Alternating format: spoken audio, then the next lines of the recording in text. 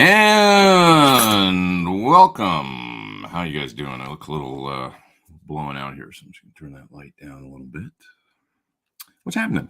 How's everybody doing out there? I've got a truss rod cover sitting here on my desk. I'm just noticing my messy desk from my Warwick bass with the 3 associated screws that go with it. I'm just making a mental note, remind myself to put it back on later, or you will lose it. I've lost my one from my Steve Stevens Nags guitar. I should contact them and see if I can get another one, because I take them off, I do the truss rod adjustment. It's usually when I'm trying to track something, I'm working on stuff, and then I throw the thing over here with the screws, and then it gets lost, and then I don't ever put it back on. That was so interesting, I know. Anybody else do that? Anybody else do that? What else? What else happened?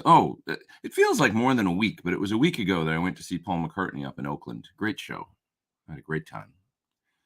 It was later in the day, right after I saw you guys last. So that was really fun. He also played at SoFi Stadium here in LA on Friday. Looked like about 70,000 people or something. It was amazing for a big crowd. A bunch of my friends went to that one, but I went up in Oakland because I had a gig on Friday. So I played Friday night. That was fun.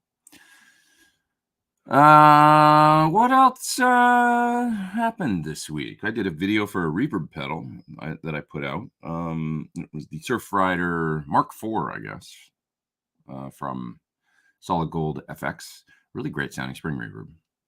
Yeah, nice vibes. So nice surfy vibes. Speaking of surfy vibes, Brian says, aloha from Hawaii, you lucky guy, you. You lucky guy.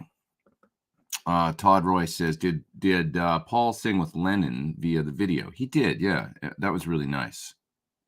And I've got a feeling it was really cool, where they were able to isolate the Lennon vocal, and then he could do a kind of a duet thing. It was really cool. So yeah, it was an awesome show overall. I recommend anybody going if there's still one that you can attend. That Paul's 79, still did. It was like 30 something songs or something. It was crazy. Didn't feel like that many. It was awesome. Really, really good. Just a few comments, questions here. Bought the locking Wilkinson saddle, says John, from your new bridge to put on my Serb. And breaking a few strings has never been an issue. Perhaps he says he's breaking strings and it hasn't been an issue. Perhaps tightening the locking screws too much. Perhaps. Are you really like reefing down on them? I do them tight for sure, but not. I mean, you got to consider that compression of the Allen screw is going to bite into the string a little bit at some point, right? So I break a few more strings than I would on a 510. I noticed that, but I wouldn't say it bothers me. It happens, infrequently, Like, I don't think I've ever broken one on a gig. I change my strings before gigs generally, and I'll go, all the gigs on Classic Rock Show, for instance, that I did 2020 and with Tyoshi in 2018. I had that bridge over Japan. And then the recent Classic Rock Show tour, 2022, I was playing that guitar quite a bit, a guitar with that bridge quite a bit. And I never broke a string, but I wouldn't go more than 3 gigs without changing. So, like with a Floyd, I mean, if you're using the bar lock, because you can, and it's locked under that screw, it is potential that you could break, I mean, you're exercising the string more. So maybe try not tightening them too much. I wouldn't worry about the in particular, is there one string in particular that you're breaking? I would say, because you might have some sort of burr in the saddle or something. You never know. I have found that, I think years ago when I first got the bridge, I think I had one string that seemed to break, and I maybe had John, I can't remember, but like with a Dremel or polish or something, just go over the saddle where the string breaks and the screw comes down. But I guess you could talk to Wilkinson about it, see if they'd maybe send you out one more saddle or something like that, and you could change if it is one particular string that you break. I never break E strings, like low E strings. I would say that if I break a string, it's the D. and maybe the B or the high E, and that's it. Like the second string, the first string, or the fourth string. Those are the ones. I don't think I've ever broken any other string on that setup. So I hope that's helpful. I got myself a Sur Eclipse this week. I think it was the last one in the UK. What a great pedal, like channel 2-3 from my PT15. That's cool. Yeah, it's basically like for those that haven't tried the Sur Eclipse, it's a dual channel distortion that has full 3-band EQ on each side, so you can really tweak it amp style on each side. Yeah. Yeah, and John also says that the guitar with the bridge saddles does seem to stay in tune a bit better and ring a bit more. Good. That's good. That's good. And there was a super chat there I'm going to grab in just a second. Oh, shoot. I think you haven't seen my previous question about the Laney, says Jeff. What? Well, I can take a look here and see. Let me grab the super chat, and in the meantime, I'll have a look for that as well. Thoughts on Marshall in a box style drives into Marshall style amps? Too much Marshall? Not necessarily. Generally speaking, a Marshall in the box, like something like the Plexitone from Carl Martin, like the yellow one or the original one, those would probably sound really good into the normal channel of the Marshall, like the channel 2. If you run them into the channel that's the brighter channel with the bright cap on it and stuff, then yeah, it'll probably sound weird. But yeah. I would say that different pedals work in different ways. Okay, here's another one: the Atomic Overdrive from, which is really kind of a distortion from. Oh no, I'm forgetting the name of the company. It's in Nashville. X something or other. What the heck's that company? Anyway, it's a red pedal with a full 3-band EQ, and it's a Marshall in a box style pedal called the Atomic Overdrive. You look it up and find it, I'm sure.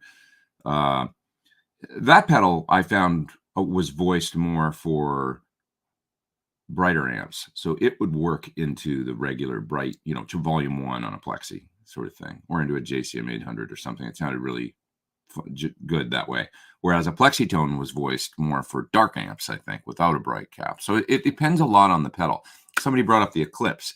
The Sur Eclipse has a 3-band EQ on each side because it's a 2-channel pedal, 2 identical sides that you can set up almost like 2 channels on a PT100 or PT15.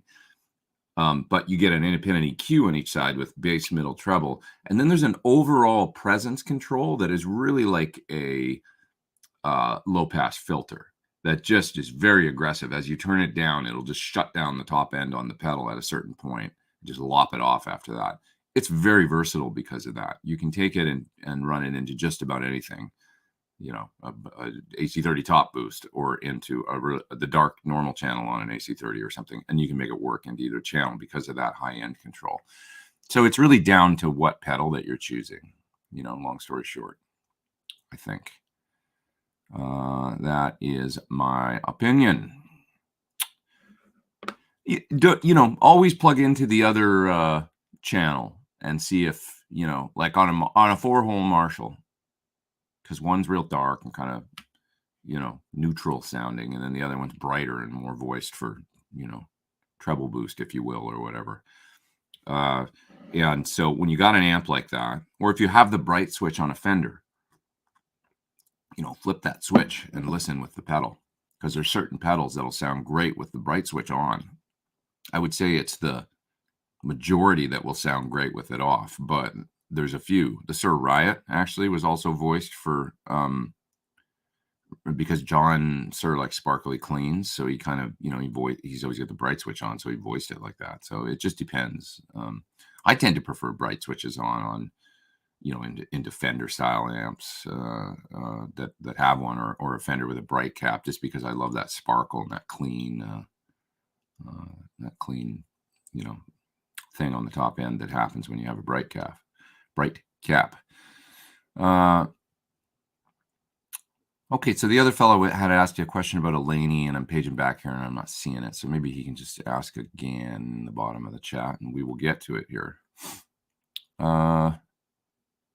Let's see. There's one pedal I've never tried, which is it was a pretty common pedal many years ago. It was like a very popular, but the Barber Direct Drive Compact. Joe Neiman says, Uses into a Splon quick rod, Marshall hot rod, plus Marshall in a box. Sounds very good as long as I don't have too much gain on the Splon. Yeah, it's all a balancing act, you know. Friedman BEOD. The Friedman BEOD, Thomas Cook's asking about it. It is quite versatile too. Between the treble and the presence, you can really tame or brighten up the top end on it, and it'll work into a lot of different amps as well, in my experience. See, something like a Riot to me won't. It, or the Atomic Overdrive won't. It wants to be into a brighter amp. You know, so, but the Eclipse will, from Sir, because of that high-end control that they put in there. So it just depends on the pedal. Thoughts on clean tones, Plexi clean versus Fender clean? While we're on the subject, I guess it's kind of a nice way to go. I mean, I love good Plexi cleans.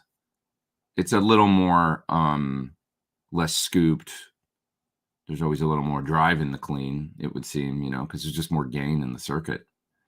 But if you want to get a Plexi clean, you can tend to, you know, I've suggested this before, but if you run the tone controls on a Marshall lower, like especially on a Plexi Marshall or since we're talking Plexi or Super Lead 4-hole Marshall, if you want to get clean cleans, jumper, okay, so jump, you know, plug into the top left input and then jumper the bottom left into the top right, and then you can mix in the normal channel. That's going to fatten up your sound and give you some more clean. And just by jumpering, you lose a little gain, so that keeps the sound cleaner. You know, so turn up both volumes a bit. Now, as far as the EQ goes, if you keep it all below 5, maybe not the presence, and the, you know, it depends what you want, but if you keep certainly the mid-range below 5, it's going to clean up the sound a lot. So it helps, because Marshall, a lot of people think, oh, why is there dirt in the sound when I turn it up to 3? They're aggressive amps. Even, you know, the Plexi, it's like for the day was an aggressive amp as far as the amount of gain in the circuit. So it's nothing compared to modern, like a Soldano or something, you know, with a bunch more gain stages, but much more than Fender. You know, Fenders were totally chilled out because of the EQ and the way that it was implemented in the circuit and stuff. And it really just lowered the gain, dropped the gain a lot, and helped keep things clean. But because the EQ on a Marshall, you know, those 4-hole Marshalls is lossy, really, like the most gain you're going to get is with everything on 10, Eddie Van Halen style. If you put everything way down, you're subtracting gain from the circuit essentially. And you know, that's part of what happens. And you will find, especially with low settings on the mid, like put the mid on like 2, it really helps to clean it up. Now, Fender clean, it's just kind of the quintessential, right? I mean, like a twin or a super. I mean, it's just beautiful, and it's great to add pedals to, and, you know, delay and chorus, and there's not really a need for an effect loop or anything like that. It's just vibey running it, you know, as Johnny Marr would or whatever, with everything in front and getting some great tones. So, you know, it's a classic. Okay, what else we got here? Let's see. What else? Just looking through the chat. John says the OCD is a good pedal. It is a good pedal. It's a kind of a classic at this point. It went through so many iterations, and at one point, I think I have a few of them, and I tried them. And I remember opening them and trying to or looking at the serial numbers. That's what I did, and referencing on some online site as to what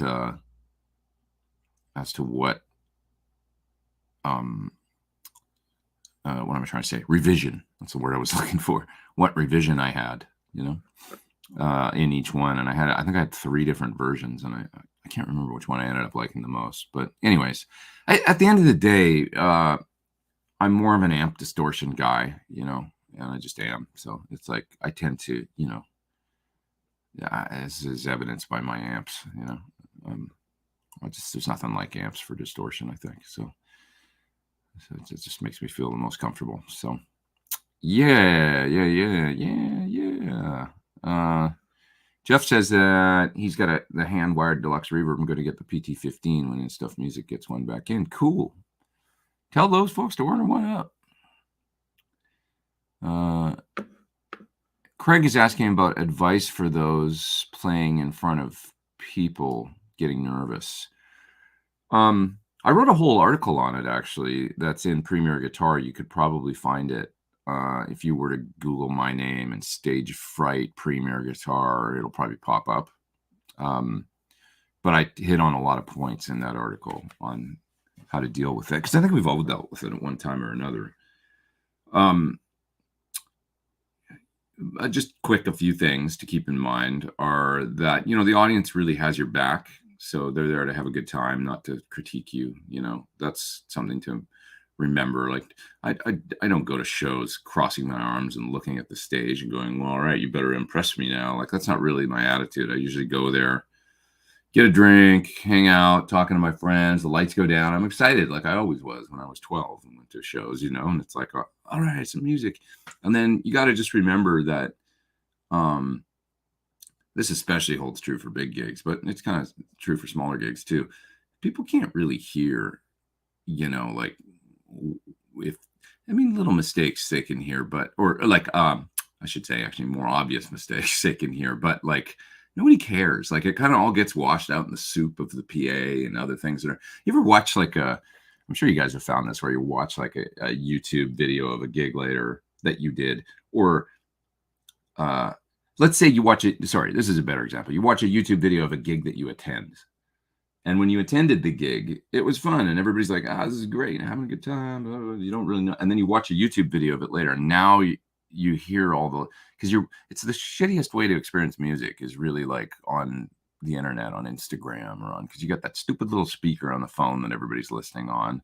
It's nothing but critiquing. It's not like it's a great musical experience watching something that way.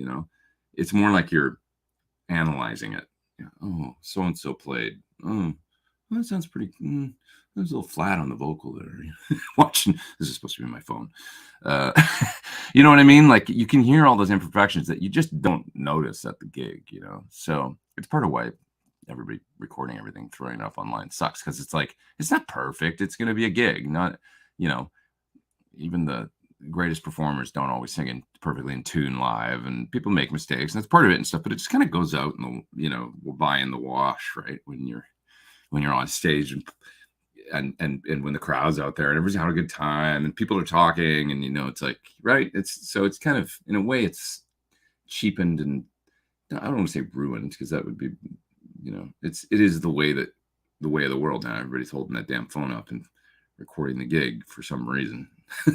But I wish they wouldn't, but it's like, it's weird. It's like, it's not a great way to experience the gig, because you're holding the phone up and recording it. And then, so you're like focused. Now you're watching through the screen part of the time. I do it too. I try and limit the amount of time I do it at a gig. I'll take a few photos and a few videos throughout a 2-hour show. That's it. But part of me is like, every time I do it, I'm like, why am I doing this? And everybody around you is kind of doing it. And, so it's not a great way to experience the gig. And it's also not a great way for anybody that's going to watch that video to experience the gig. It's going to be just scrutiny. And it's like, I don't know, what's the point? But I digress. I would say that for the most part, just remember, if you're at a gig and you're playing, that a lot of mistakes and things just go over people's head. It's just not as clear, and as, especially if you're on in-ear monitors and you're hearing your guitar right here, that's one of the things I don't like about them. And it's so, if you make a little mistake or your time's a little weird or whatever, just know that in the PA, you have to remind yourself, because, you heard it, but it's like, nobody out there really heard it. They didn't really hear it. It's like, unless it's just blatant, like wrong chords in a train wreck or something, it's like a lot of it just goes right over people's heads. Being out of tune, like a lot of it just gets lost in the soup in a gig. So there's that. What else? Could I remind you of that you probably already know? About playing live, so the crowd's got your back. A lot of mistakes get lost in the wash anyway. Try and find your live spirit animal person and channel. For me, it's a lot of Pete Townsend, Jack White, their energy, the way they don't care, and the way they'll just smash a guitar, or the way that they are just so like, in the moment. There's no fear. At least they don't seem to display any fear. They just go at it aggressively and with like a cool, like they're just in it. They just want to have I think, a great show and a good time, because what's the point? I think Pete doesn't really like touring, and it's like, if he's going to be up there, he's going to make it as fun as possible for himself, I think. So, that's the attitude. The whole, my guy for the last 10 years or so has been Jack White, that I think about. If I get nervous, I try and just go, well, what would Jack White do right now in this moment? First of all, he wouldn't be afraid, so just, yeah. And then like get in that headspace and just try and I don't know, just embody the what just think about, like, watch I've talked about it before, but for me, It Might Get Loud was when I watched that movie. It came out in 2007. That was when I realized his attitude and stuff, and that I really liked it, and that it just made a big impression on me, how sort of punk rock and how he was all about the show. He wanted people to come and have a good time. He recognized it was live. It's not a record, it's live. It's supposed to be, they're coming to see you. They're coming. He's a performer, and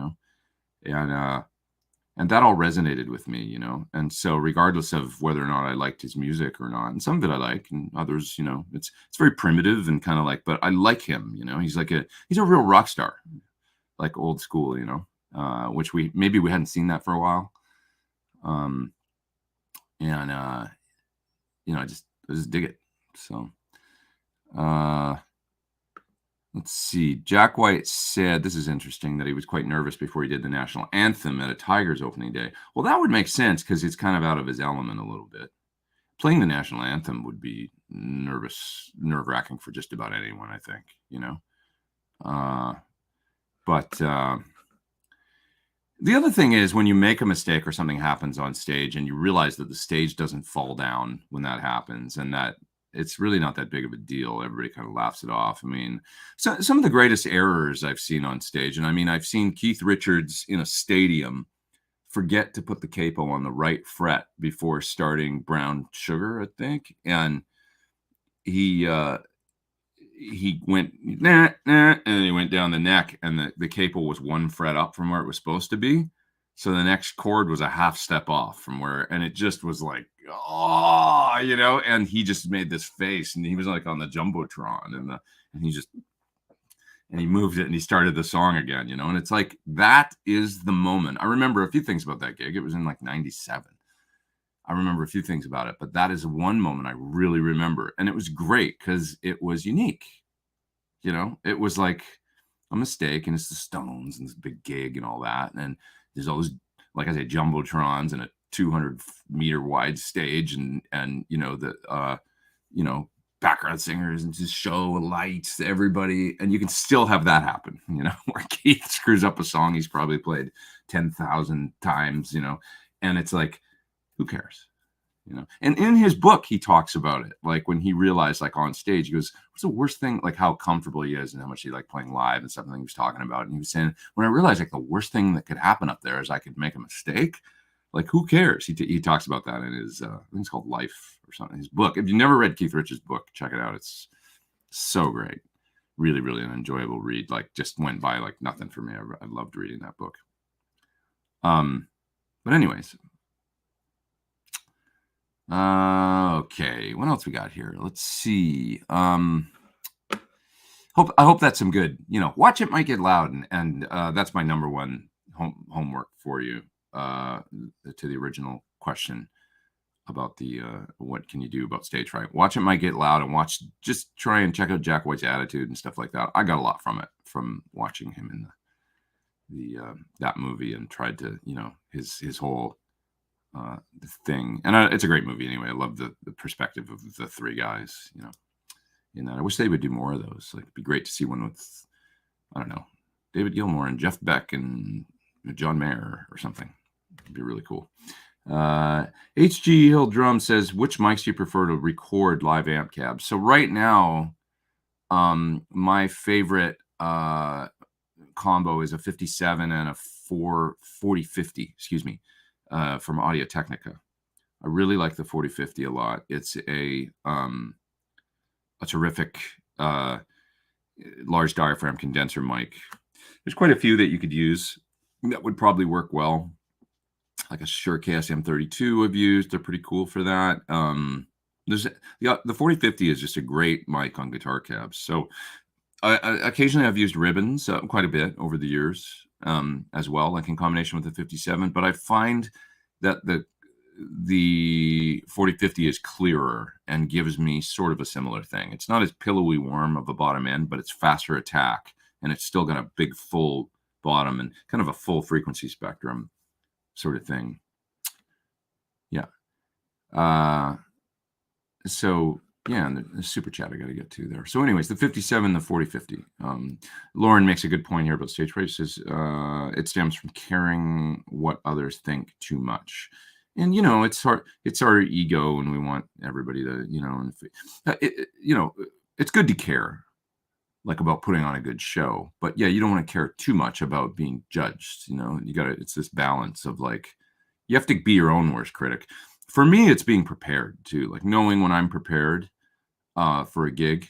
Sometimes not being, like, a little bit of not knowing exactly what's going to happen or what you're doing is a good thing, but I'll sort of separate that from preparation. Preparation is always a good thing that you can fall back on,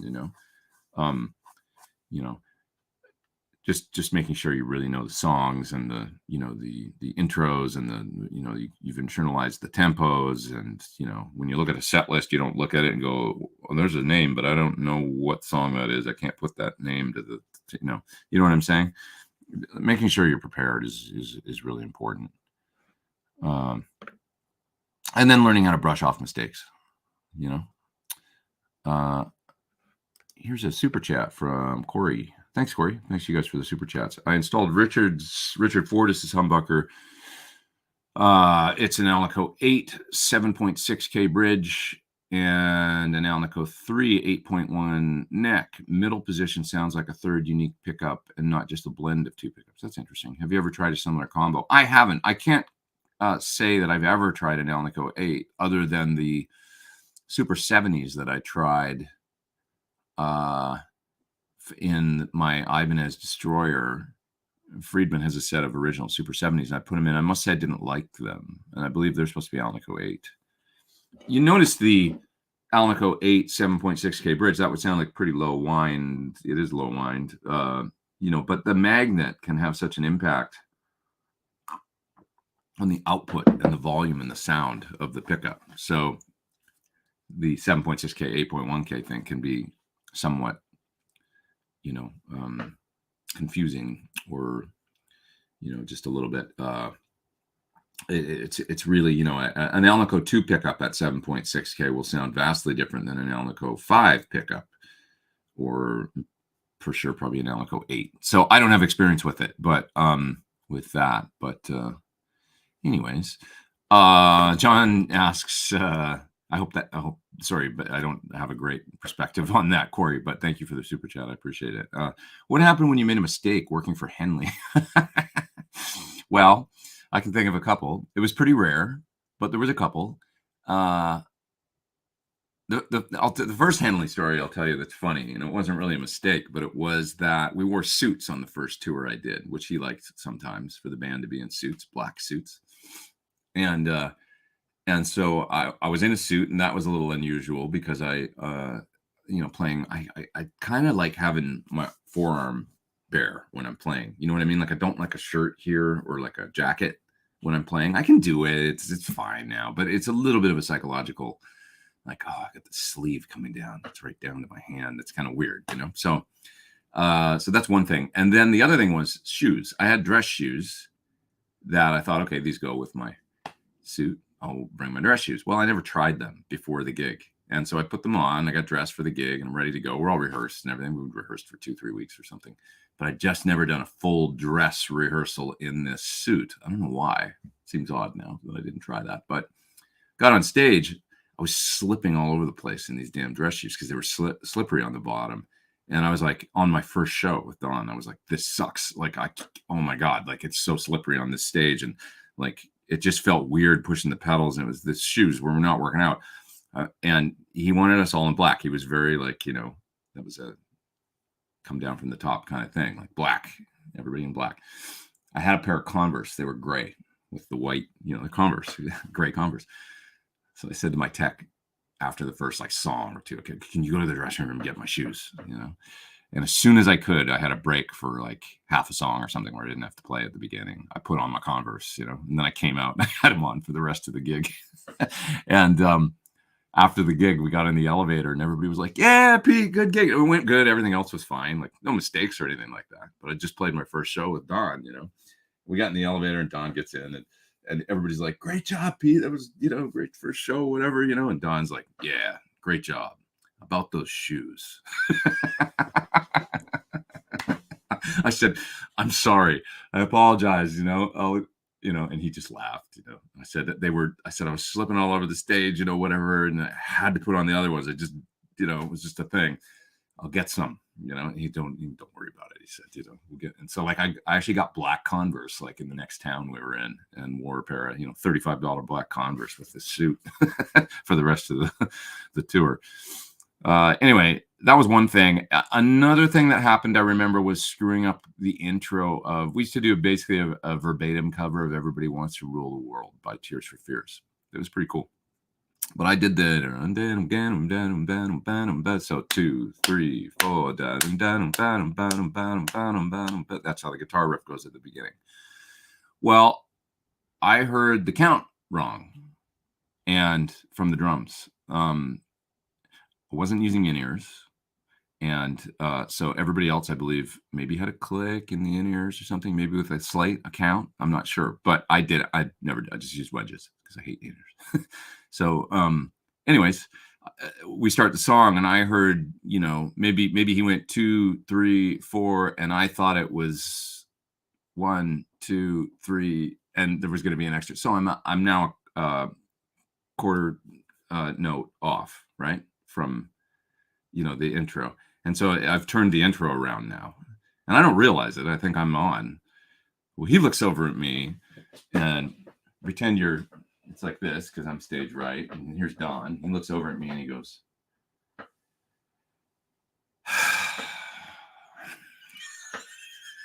like, and it was just like, he just looking at me with this, like, are you the dumbest MFer, that I've ever seen? Like, that was the feel that I got.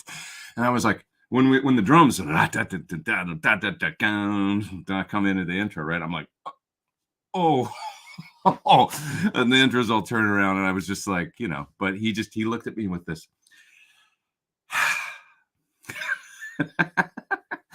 Oh God, I still feel the feeling like right now, and then I'm mad at myself, and I tend to, when now I've made a mistake and it's a very dumb, obvious mistake. And I tend to get angry when that happens at myself. Maybe I'm angry at him a little bit for making it odd, like with his response. Maybe I'm whatever it is, you're angry. Then I start to play really good when I'm angry because now I have no nerves and I play harder. So that's happened before where I'm like, I probably played the crap out of the rest of the song and the solo and just ripped it, and like, because when you've got no nerves and you're mad, and it wasn't really a mistake that I feel like was a fault of my own. It wasn't lack of preparation or anything like that or any of that stuff. It was just not hearing the count correctly. Sometimes drummers, they Scott Craig was great. He's amazing. But sometimes they, like, I think on a stage like that, as loud and as bonehead as you can be is great. 2, 3, 4. You know what I mean? Like, give us a friggin' count, like really good and loud. Sometimes they're like 3, 4. Right? And when you're like 20 feet that way, I think that's 4. You know what I mean? It's like and there's audience. Maybe they're cheering before the song because the singer said something, and then you're counting. And you're a little bit on use the force, Luke. You know what I mean? Like trying to find the intro. So I always think that this, as loud as that hi-hat count can be, and as obvious as it can be, just make it. Let's not make this harder than it needs to be. It's okay. It's live. That's not a criticism of Scott because he's fantastic and he's a sweet guy. It's just like sometimes, that's just my preference, what I would prefer. So, and, make it as Sometimes drummers will keep time between things when there's just guitar with the foot hat, right? I'm doing the hi-hat foot right now, right? And the hat's going, right? Well, I much prefer the stick. Like, can you not do the foot hat thing? Can you just do it with the stick? You can hear it's twice as loud, even if it's dead closed, tight, you can hear it better, And sometimes with the guitar cabinet right behind you, especially if it's loud, that foot hat is just, I can't hear that. I'm watching it, but I can see it, and I'm sort of in time with it because I can see it, but I can't hear it really. So, anyways, so much fun. All this stuff. I saw Dave Gilmour screw up the words to Money, and he just shrugged it off. There you go. And it happens all the time. Yeah. This is interesting. I saw Oasis without Liam. He got in a fight with Noel and ditched the gig. That happened on that happened on MTV. I remember. It's interesting. It happens. And of course, the classic from Joe Neiman's here. This is the classic. Just make the same mistake twice, and it sounds like it was supposed to be that way. Yeah, hit the same note again, make it work. Those are all good. This is all useful stuff. Useful stuff. Any experience with Budda amps? Only a little bit. I've only played them a couple times. Hidden gems, maybe, depending on the Budda amp. I think some of them were pretty cool. Like, they had a really good reputation back in the day. I think Budda was bought by Peavey at some point, and they kind of ran it as sort of their boutique, as Lexus was to Toyota, sort of thing, for a little while. It would depend on the model. I don't have a lot of experience with them. A good guy to ask that would be Dave Friedman, actually, on Tone Talk or something. If there's a certain one up for sale, you're interested in a certain model, because I think he knows quite a bit about the design. For some reason, he might have had something to do with one of the circuits. Maybe. Could be completely wrong about that. But anyways, he would be a good guy to ask about. I like the tonality of adding ribbon mics, says Con, for sure. And they can work great on their own. Like a Royer 122, which has a preamp in it, and it's good and good loud gain with low noise floor. That's a beautiful sounding microphone. They're expensive, but it's wow, what a great sounding mic. Kind of don't almost need the 57 for probably a lot of guitar sounds using a Royer 122. A 121, it's a warmer, darker thing that is really beautiful to me. It's very forgiving sound, very natural sounding microphone, but I do think they need the 57 blended in, except for maybe the most sort of mellow, like a nice mellow clean tone. It's kind of, you can put them far back too, like a Royer 121 or one of those other ones, the 101, the cheaper one. You could put one of those 3 feet back from an amp, like a twin reverb or something, dial in a beautiful clean sound, and it's kind of back at an angle, angle it like that or something, towards the amp.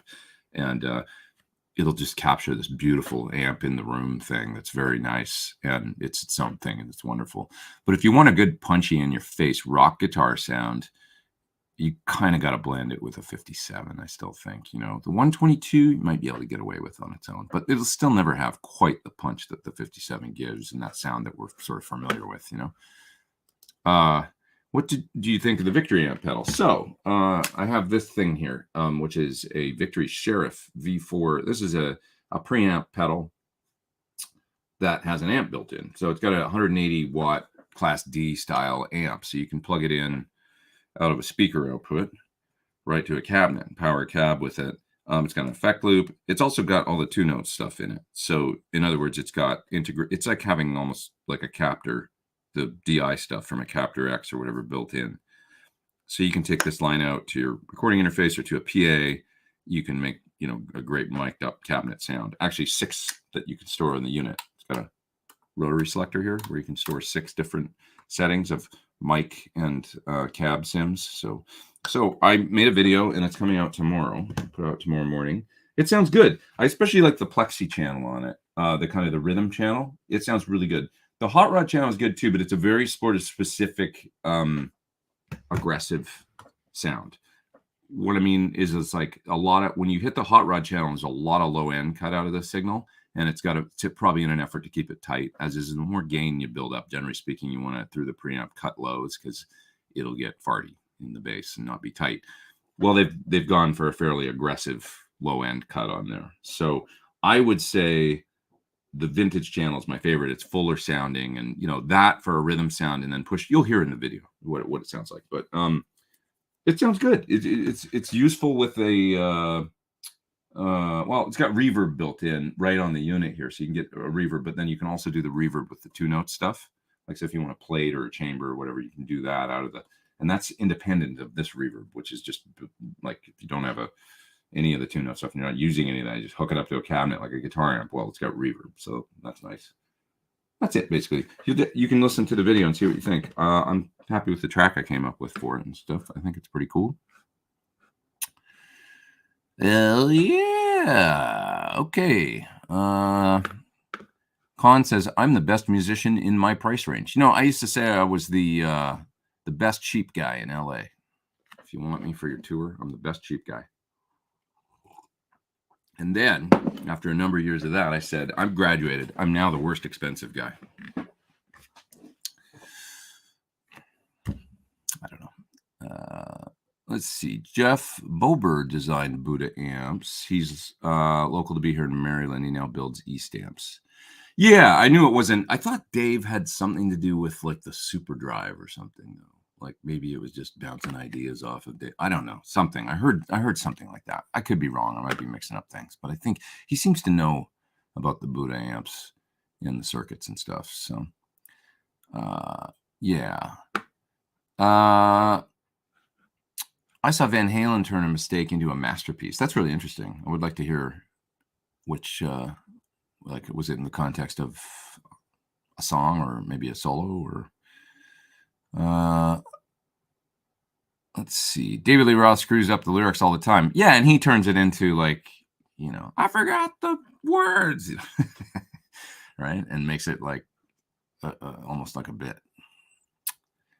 So, yeah, this is interesting. Everybody's telling stories about their mistakes. A lot of honesty going on here today. We're sharing a little post-traumatic stress disorder, working it out. Con says, I once filled in for guitar in a tune. They were playing Black Velvet, which is in E flat, but the band were playing it in E. And at the end, the keyboard player said, what's a semitone between friends? There's nothing like being a half step off. It's a special kind of, special kind of chaos. That everything I said earlier about the crowd not noticing mistakes out front, they'll notice that one. So, yeah. This is interesting. Joe says band was supposed to be all in black, but I forgot I had my brand new white Adidas on. Hey, it's rock and roll. Come on. Right? Okay, what else we got here? I have a hometown acquaintance songwriter who had a great rock band from the 70s and the 80s. He had 3 to 5 songs in classic rock rotation. Still, long-term income from songwriting is good. That is some of the best advice you'll probably ever hear on this show. Write the songs. Get the publishing deal, write the songs. If you're in a band, any way you can get into that is the, and certainly like a one-hit wonder, that's cool. 2 hits, much better. 3 hits, now you actually have a career. There's plenty of bands out there that had only 3 hits. Only 3 hits. I mean, you can't really have a career on 1 hit. Not even really on 2, maybe sort of like, yeah, you'll be big for a while, whatever, 5 years on 2 hits or whatever. And then you can kind of keep, yeah, we're this guy with this song. And then, hey, we got this other song. Remember this one too? But 3 hits, you got a career now, where it seems like 20 years later, you can go out and 3 hits like gives the rest of the records legs and everybody gets into the other songs and they all, so, but yeah, if you can, if you can, for sure, write. That's the main thing. Write and, get the publishing. Keep your publishing as much as you can, and obviously your writers. Khan says Chris Cornell would strike me as someone who encourages players to not be safe and get as evil as you want when doing solos, etc. I think that's probably just the way that the players played. To be honest, Chris didn't really he didn't dictate very much. Chris was really brilliant in surrounding himself with people that were, and then he let them do their thing. He picked them. Well, Soundgarden was a band, so they formed like a, but he would pick, I guess Alan's a great example of probably somebody he picked to work with. He saw and was like, I'd love to work with you or something. I'm sure, whatever, coming up with 11, Soundgarden, same. And then it just naturally, and then you just let Alan be Alan, right? Because he's like brilliant. And it was no different in our band, actually. He didn't tell us what to do ever, except when he wanted something different. Occasionally, I remember, like, even on the last show I did with him, I remember, like, we did the song Nearly Forgot My Broken Heart off of Higher Truth. And I remember I was playing, because I was the only guitar player on the gig, but there's multiple different parts on the song. So in one part of the song, I was playing something that I thought was appropriate, the right part to pick. And he goes, oh, don't do that part. Do the other one. Oh, okay. Let me just listen to it. And put it on this. Yeah, great. That was it. He'd say things like that, like where he wanted something different.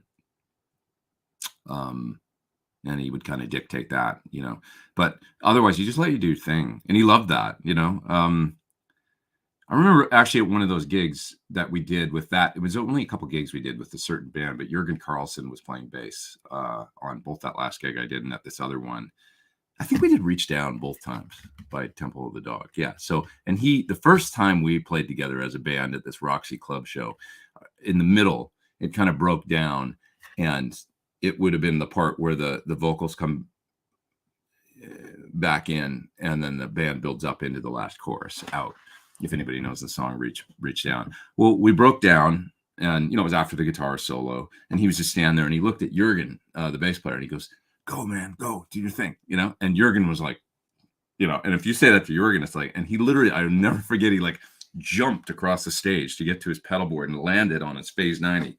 And then he goes into this bass solo, and Chris's face was like, yeah, and then he probably hit the fuzz or something, and he played some amazing bass solo that was completely like off the cuff and not planned, and so he loved that. Like, if for sure, if you just like, he would encourage that, like, have fun, do, like, go crazy, just do your thing. And he'd just stand back by the drums. He loved drum solos. Sometimes we would do drum solos twice in our set.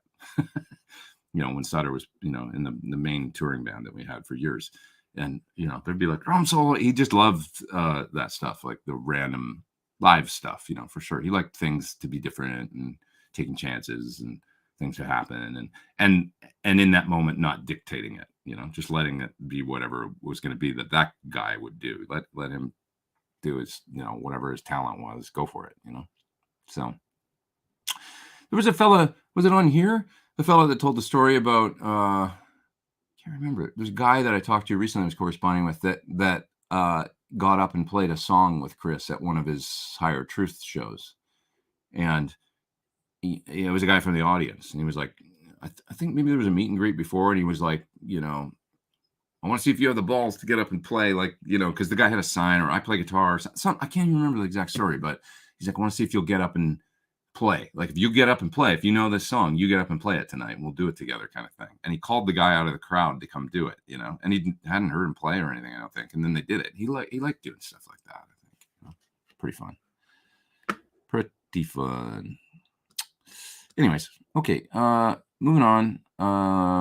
Let's talk about other stuff, other things that we haven't talked about. Pearl Jam just played in Oakland and had a local kid play drums. I mean, it's so cool when that happens. It's great for the show, and that stuff will change your life as a kid, like, you will have a whole different perspective on, I mean, I always say, like, I didn't even play, but I got to go on stage with AC/DC in '86, and I had a cardboard guitar and was dressed like Angus, and I just got to be up there with 8 other guys, at an AC/DC show. It's like, it was like I was 14, and I peaked at 14. There's nothing cooler than being on stage with AC/DC, full on, like, there's Malcolm.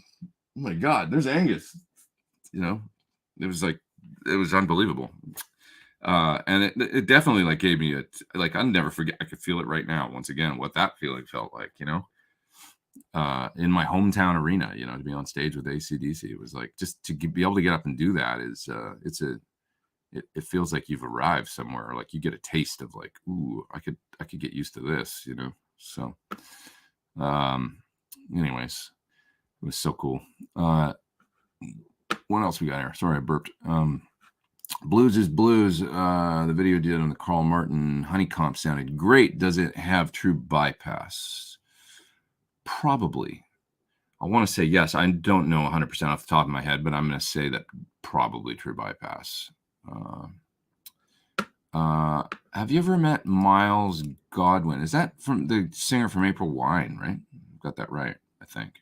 Is that right? I don't want to screw that up, but I haven't heard that name in a long time. Up here. Right. Canadian musician, longest serving member, April Wine. Only original member. Is he the singer, though?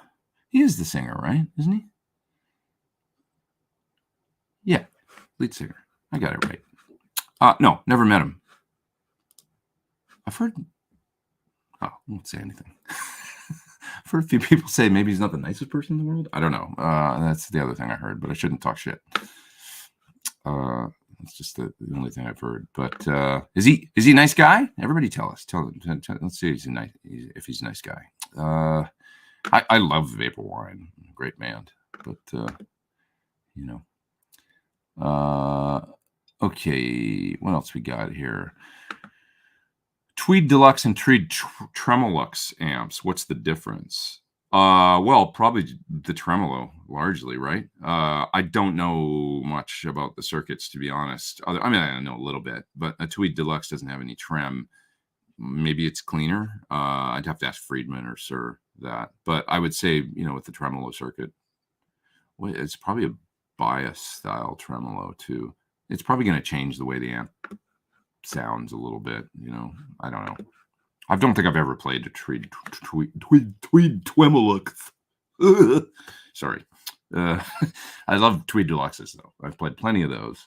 One of my favorite amps was a boutique version I ever remember playing through, and it was called a Double Deluxe from Victoria. It was a double-powered deluxe circuit. Ooh, that was a good amp. Because a deluxe can be a little collapsy, before it gets to the kind of volume where you can play with drums really, but the Double Deluxe was just right. You're invited to do a G3 type tour. Which other two guitarists would you like to share the stage with for the last set of the night? Let's do the Canadian G3, me and Thornley and Phil X. That'd be fun. Maybe. How about that? Let's see. Thoughts on solo Dallas these days? Just watch your video from 2016. Still relevant, or others surpass at this point? Are you talking about the tower, the boost? I've got one here somewhere. I thought it was right back there on the table. Or I haven't used it for quite a while, but that's not to say I don't like it. I thought it was a terrific sounding. He gave me a pedal too, and I lent that pedal to somebody, and they assumed I gave it to them as a gift. And it was one of those things where I just didn't have the heart to ask for it back, because when I realized, you're like, oh, it wasn't really okay. I've got lots of pedals. So I don't have the pedal anymore. It wasn't because I didn't like it. I ended up giving it away to somebody that I like that, ended up with it. So, but I would have been more apt to probably utilize the pedal, because it was, just in a form where you could put on a board easier and stuff, just simpler. So anyways. Ben Coombs says he's been dealing with some anxiety and other health issues. Oh, no, sorry, not you, Ben. You're reposting. I thought, Ben, are you okay? It's another fellow that I missed his super chat. Thanks, Ben, for reposting. SC Road, he plays things with strings. Thanks for keeping me sane. Been dealing with anxiety and other health issues. Your Sunday live replays help make it through long commutes. Thanks, Ben, for reposting. Yeah, man. I'm sorry I missed the super chat, and now we've got it. So I'm very Canadian. I have to apologize. Now I can get on with it. Anxiety, and man, it's been a hard time, man. It's been a really rough time for the human race and for all species of animals for the last couple of years, I feel like. So it's difficult. And so anything we can do to kind of center ourselves and have a little fun, and it's right. So I'm glad this is able to. It helps me. I swear I really look forward to it every week, and otherwise I probably wouldn't do it anymore. But I do. I love doing it, and being here and chatting with you guys and stuff. It's really fun. By the way, I'm working on guests, and I've got a couple sort of preliminary things hooked up, and it's looking good. So should be some interesting things to report soon. There'll be good shows. So I'll let you know as soon as I know on that. And thanks again, SC, for the super chat. I appreciate that. Okay. I'm going to move down to the bottom of the chat, see what you guys are talking about down here. Let's see. Christopher Butler says, have you heard of Joe Cordy's channel? He's an amazing player from UK and somehow puts out up to 2 videos a day of awesome content. How does he do that? I don't have time to put up 2 a week, let alone 2 a day. No, I haven't checked him out, but I will. I shall. Thoughts on a Neo speaker for a deluxe reverb style amp, wanting to reduce weight a bit. I would just try the Neo Creamback. I like that speaker. It sounds really, really similar to a Greenback, and that would work well in a deluxe, I would think. So that should work good.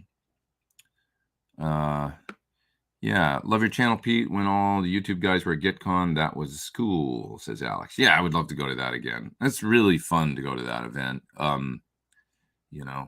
Deep in the forests of Germany. It's a really beautiful area, actually. It looks like Narnia around there, and I enjoyed the hang and actually just the peaceful kind of like doing the GitCon thing, and then also just the few hours that I got where I could go walk around the little pond that's by the hotel. They put us up in there, and just hang out, and it was really great. I mean, you're so far away from here where I am right now, and I to get to go hang with other guitar players and really positive people, and everybody there is positive, because they're doing YouTube, and if they're there, they're probably doing well at it, and they've got good ideas, and so it's almost like the meeting of the minds and getting ideas and bouncing ideas off friends or acquaintances, new people that you've just met, is really fun and inspiring.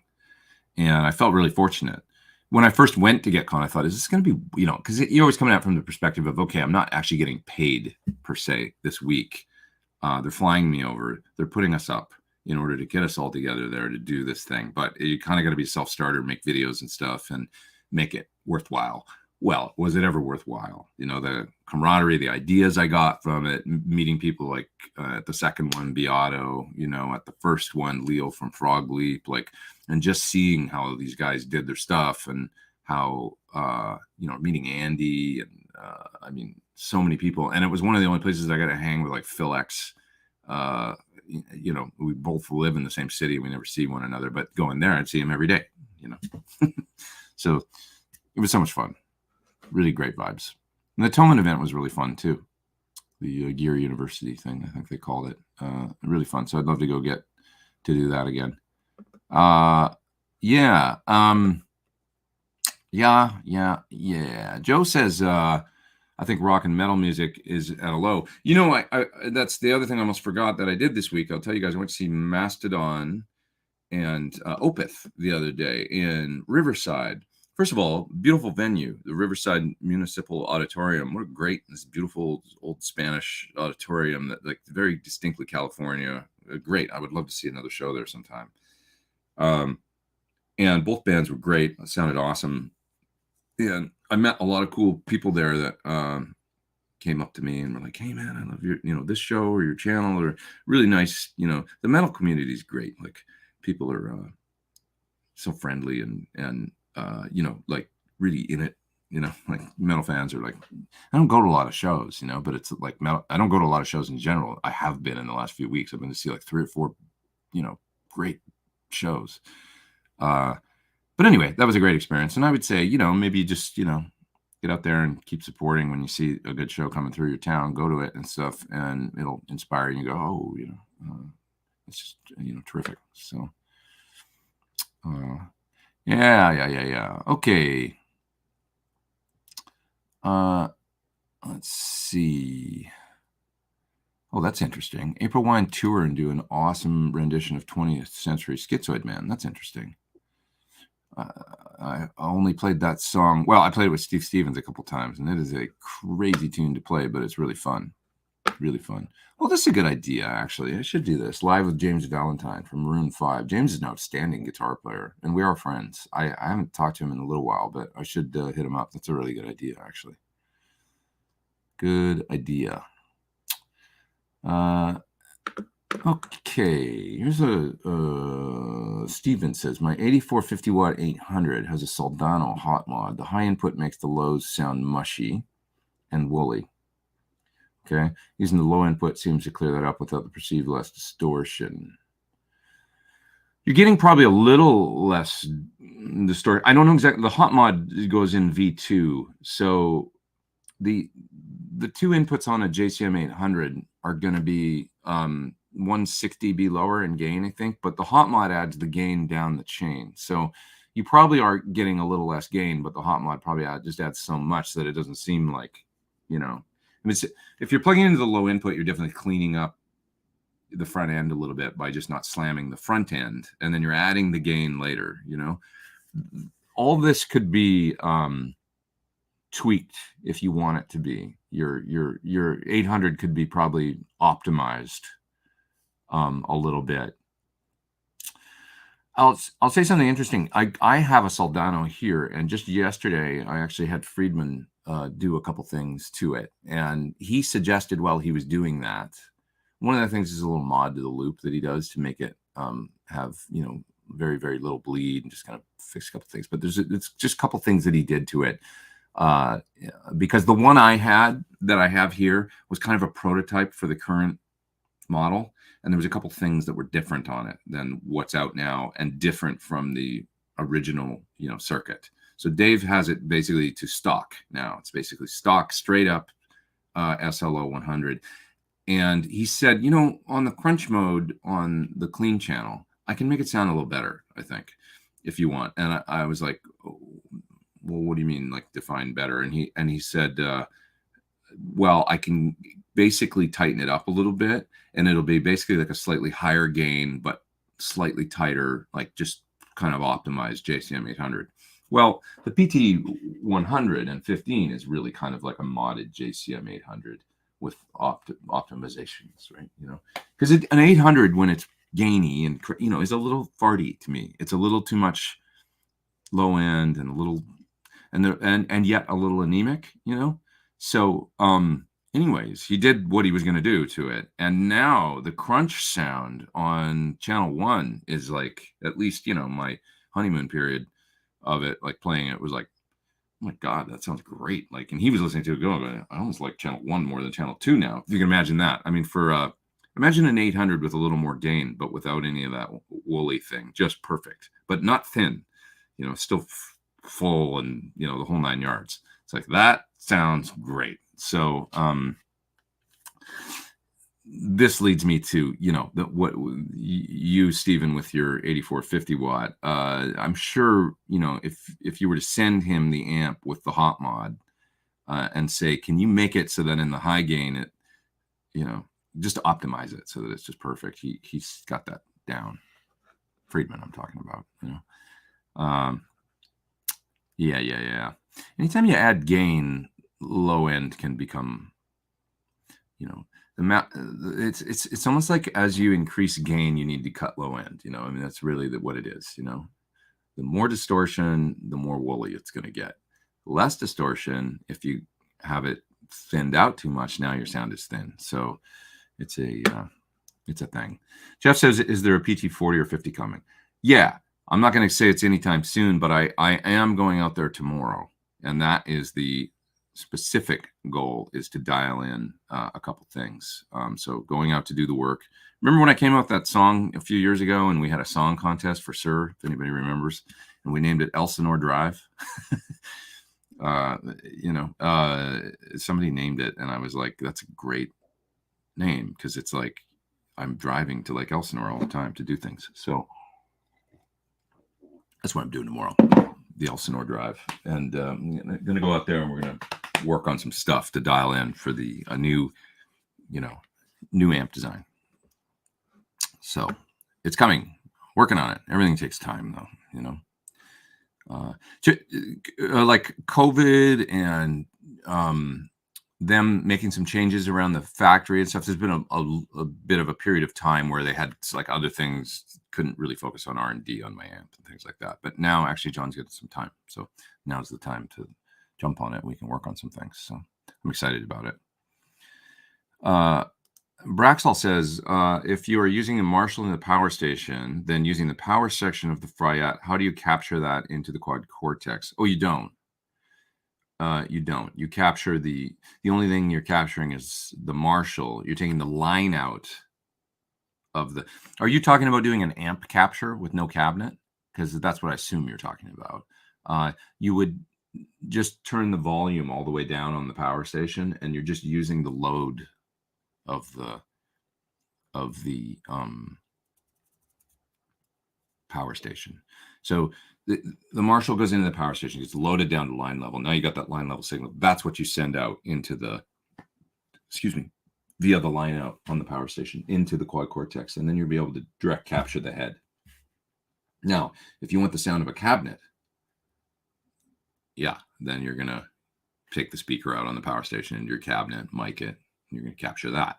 Now you will have but basically the power amp on the power station is designed to be a relatively neutral and not add a hell of a lot of tone of its own to the sound. So hope that makes sense.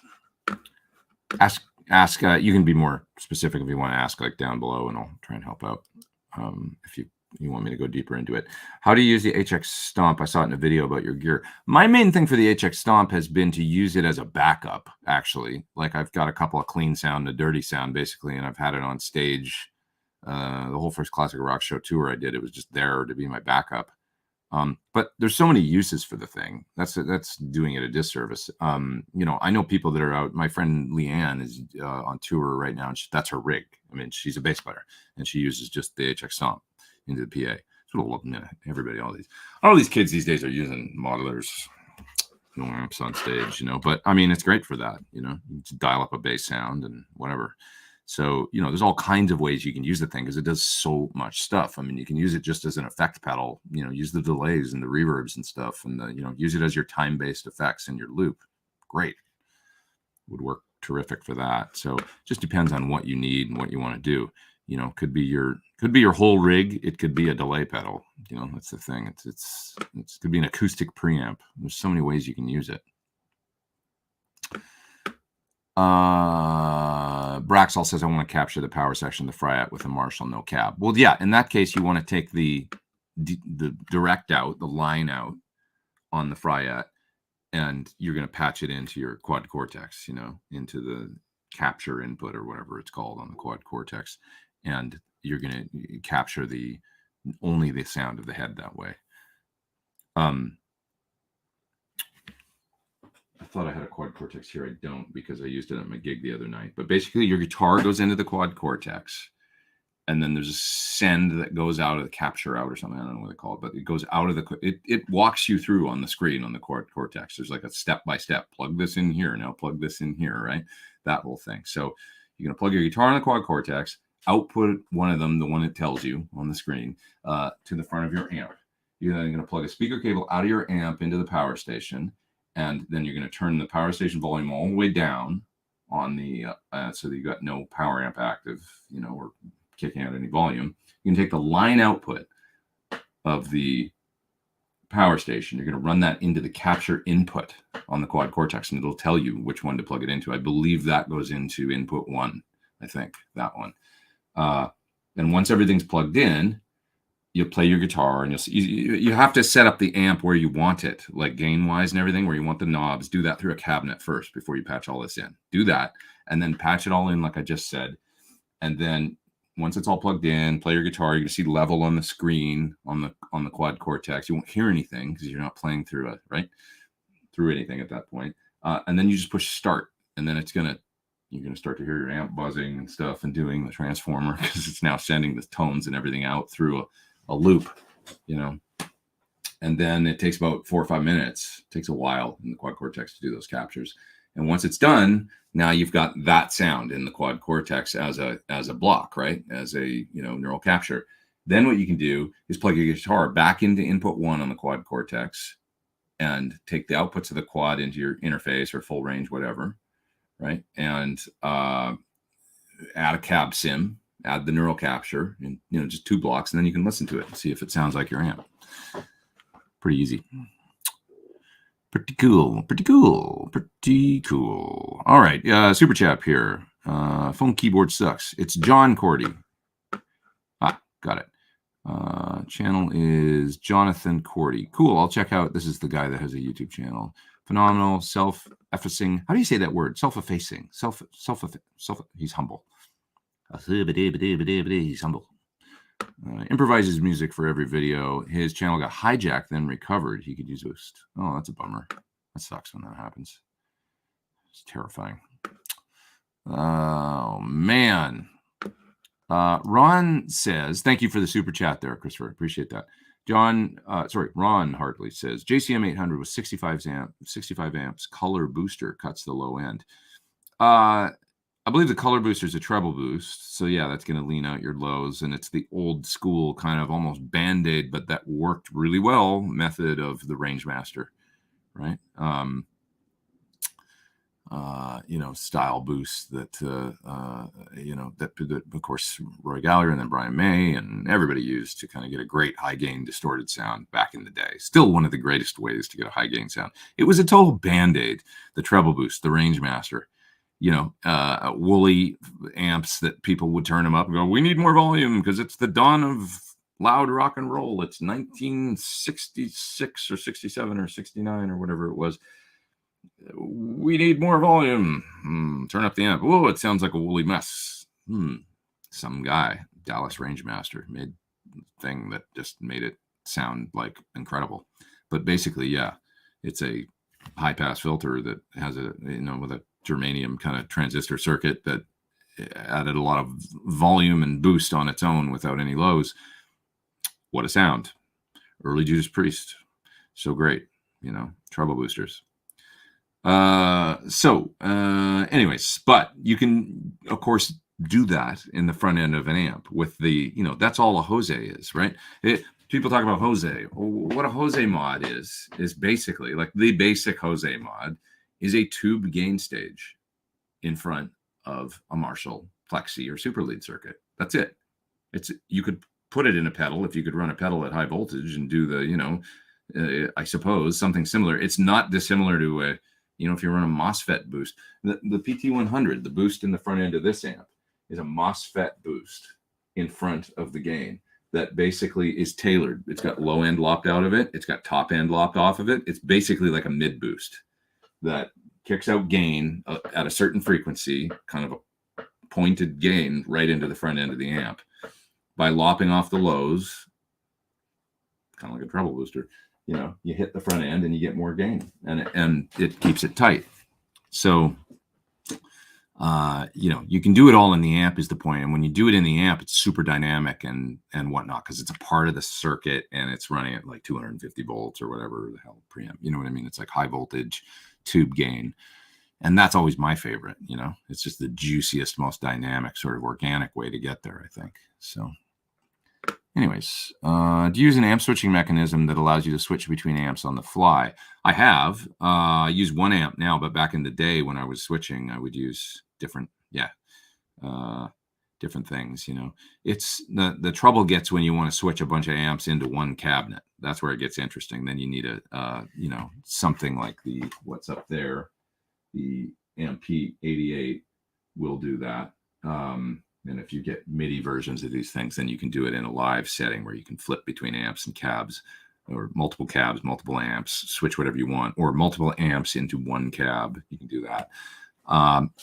I used to just do 2 amps like that into one cabinet, and for a little while, and that was the radial amp switcher, the VT.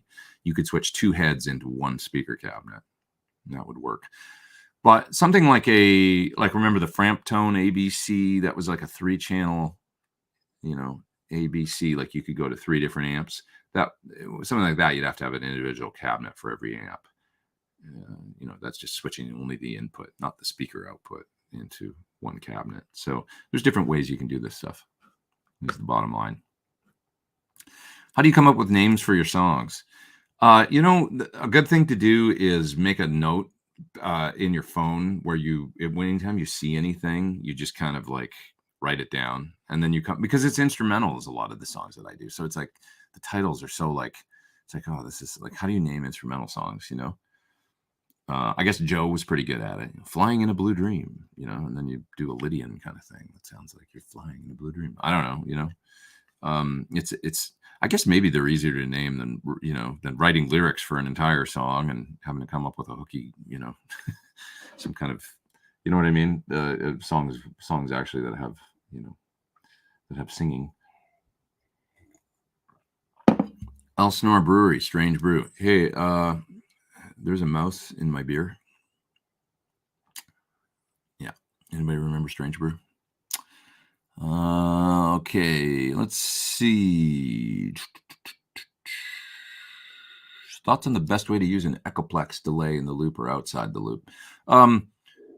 You can use like the new Echoplex pedal and stuff in loops, pedal level loops and whatnot. But to me, an Echoplex really sounds great in front. I've resigned myself to the fact that tape delay sounds really good into the input of an amp, even a dirty Marshall. I mean, the Echoplex pedal works quite good at doing the Van Halen thing into a Marshall on 10. You just have to really be gentle on the mix, but to get that one repeat Van Halen thing is great. And then at lower gain levels, it's not really a problem. But, the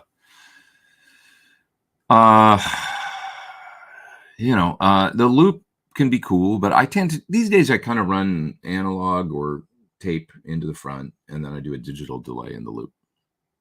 That's kind of what I do. Longer delays, longer, smoother, clean delays via digital delay in the loop. And sometimes I'll tame the tone of the delay. I mean, often I'll lop off top end of the digital delay all the way down to sometimes like 2K, maybe 2, 3, 4K, so that you're cutting off, you're warming up the delay a little bit, but it's still that digital delay, yeah. Yeah.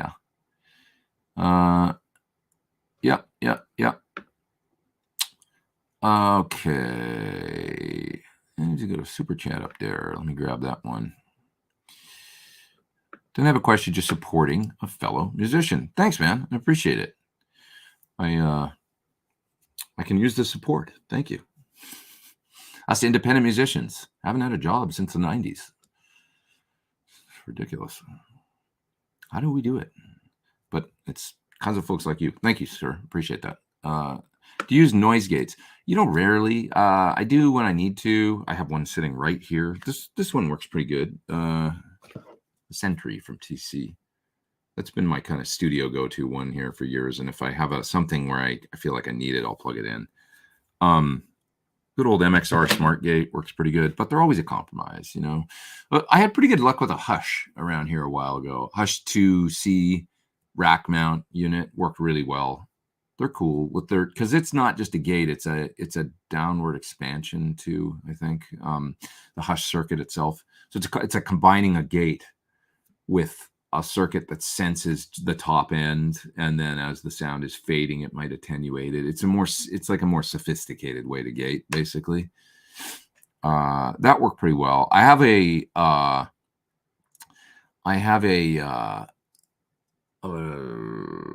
let me see if I can find it here. I think it's right in this drawer. Pedal version. Show and tell time. Let's see what's in there. I had it here. There it is. So one direction. I'm like, organized chaos. Like I have a lot of crap everywhere, but generally I'm like, where's that thing? It's there in that pile underneath the fifth pedal on the right. There it is. This thing I bought a while ago on Reverb. I found a used one. So this is like a little guitar sound. This is basically, you got two controls here. One's for the hush circuit, the downward expansion, kind of noise reduction, and then the other one's a hard gate. This works pretty good, but it will lop off some top end. Now, if you're playing really dirty, high gain solos, kind of generally that's fine. But if you're playing clean and you're using compression and single coils and you want to clean up the sound, you're going to find that when you start dialing in the hush to where you hear it and it's like, okay, that's working. Oh, I've dulled my sound a little bit now. The Band-Aid at the end of the day. It works okay. I wish somebody would make a better one that worked a little better. That's all. I don't know. I don't know what the answer is, but noise is tough. I just hate that sound when you hear the gate chatter, and they always do with some, it's like when I set it where I want it, it always feels like, okay, that's cool. And then like, I always kind of hear it working then a little bit because, I can't set it real tight. Like I'm not a volume on 10 all the time with a loud humbucker kind of guy. I use the volume control on the guitar a lot. And sometimes I'm going from a bridge humbucker to a neck single coil. Well, the output varies dramatically. And if I'm doing that and I'm cleaning up the neck single coil a little bit, well, now I start to feel like I'm lopping off the end of the notes that I'm trying to sustain on the single coil. And it's always a balance, Can you explain the sonic difference between the Neo Creamback versus Neo V-Type? The Neo V-Type to me is like a cross between Greenback and V30, and it's a very, it's a good sounding speaker. I kind of like the Neo V-Type, but it's got a little bit more of an overall Celestian character, whereas the Neo Creamback is firmly a Greenback to me. It's got that woody kind of thing that a Greenback has. So think of the Neo V-Type as being a bit more Greenback mixed with V30 mixed with G12H. I don't know. To me, it just had a bit more of that. Maybe it's an overall. I'd have to listen to it back to back right now. But because sometimes when people ask me these things, it's been like a couple of years since I've heard a Neo V-Type, and I'm trying to explain it. I did do a video on it though. I've never done a video on a Neo Creamback, I don't think, but just know that it sounds like a nice worn-in Greenback. It's got like maybe a little like that's the Neo Creamback sounds like a Celestian Greenback that's been played for a number of years and has a nice kind of, like sometimes on a new one, I like new Greenbacks. They sound great. Like the new, one that's whatever, current made one, the standard one. But they can have a little bit of a rasp in the top end. It's not even a bad thing. It's just part of the sound. But, a little bit of some people might call it fizzy or a rasp or just a little something. But maybe if you beat them up for 10 years, then they kind of tend to smooth out a little bit. A Creamback kind of sounds like that right out of the box. I was very impressed with it. And I did hear that back to back at Celestian in 3. I mean, it was the ultimate test. I heard it with a Creamback 65, the Neo Creamback, and then a current Greenback, right? Like all 3 in little 112 cabinets on a switcher where I was playing and listening to all 3 of them back to back. And that's what I go, oh God, the Creamback actually sounds like, I kind of think I like it more than the new Greenback. Like it had just a worn in, really nice character to it that was cool.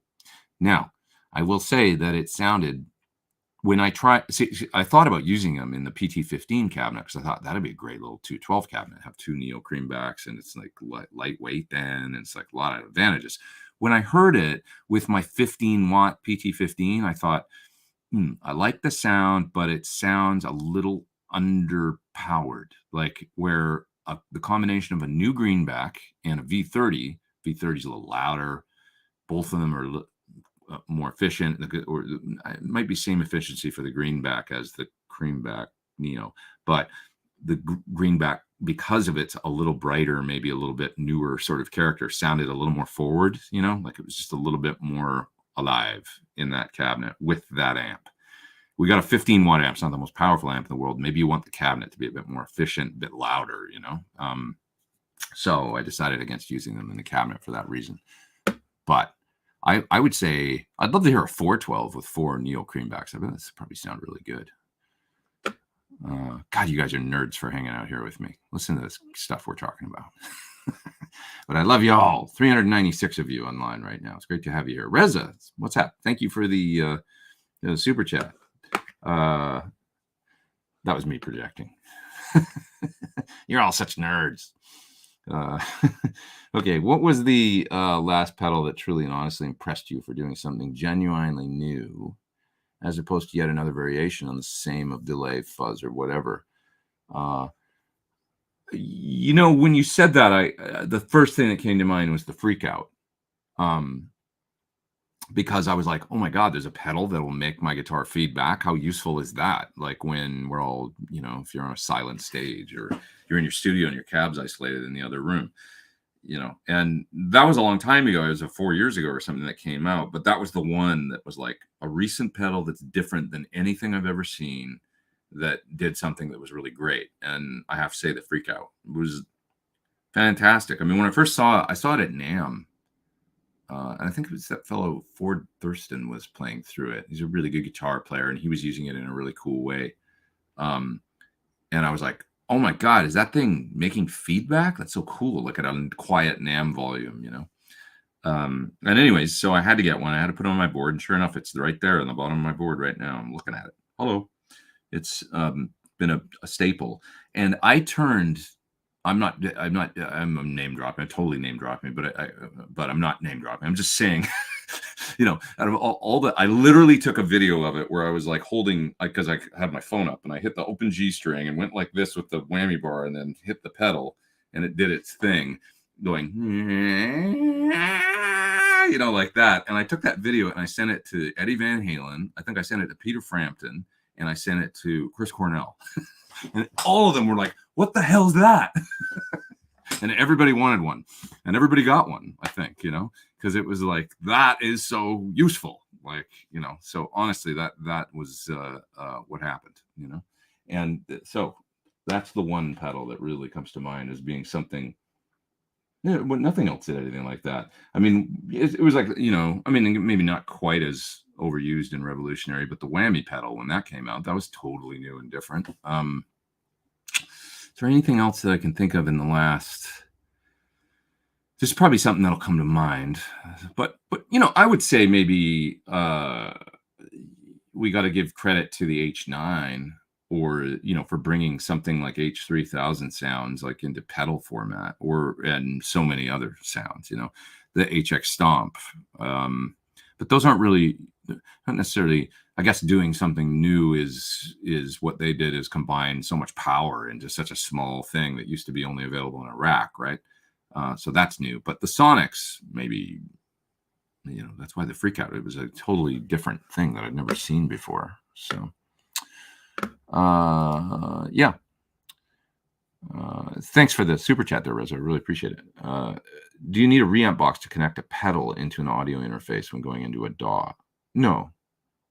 No, you can just run into the pedal and then come right out of the pedal into the most high Z inputs on modern, kind of consumer grade studio type things. Like, I've got my UA interfaces here, or if you've got a PreSonus or you've got a Focusrite and they've got a high Z input, the little picture of a guitar beside it, they've designed to, plug a guitar in there at the right impedance and stuff like that. They're expecting to see so it's kind of like plugging into the input of an amp. They'll generally design them for the correct input impedance and stuff, and they know that you're going to use it with probably plug-ins and stuff. So knowing that, the only thing about plugging a pedal into an interface is that you are going to hit an A to D converter. There's going to be, like converters and op amps and stuff in the, generally when you're plugging into something like that. And so just know that you probably can't hit that input with like 20 dB of pedal gain. Like, no tube screamer is going to put out that much, but certain preamp pedals or really aggressive boosts and things will, or like a wah that's got a boost in it and is maybe notched at a certain frequency. Just watch for if you're plugging a pedal into because it's not, you're not plugging into a tube amp where that tube will just absorb that and saturate more and stuff. You're plugging into a digital thing that's going to convert to digital eventually, and they have a limit no matter what, the converter. And so you might notice some if you're nailing the front end of an A to D converter like that, or something with too much gain. Obviously they design it for active basses and all kinds of things that people, so they build in a lot of headroom there, but just don't nail the front end of it with 30 dB of gain or something, because you will clip it and you'll hear it. It'll sound shitty, if you do that. So just be aware. But a standard distortion pedal, or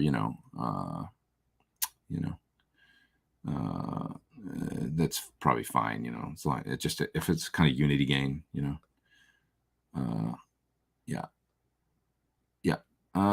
Okay. What else we got here?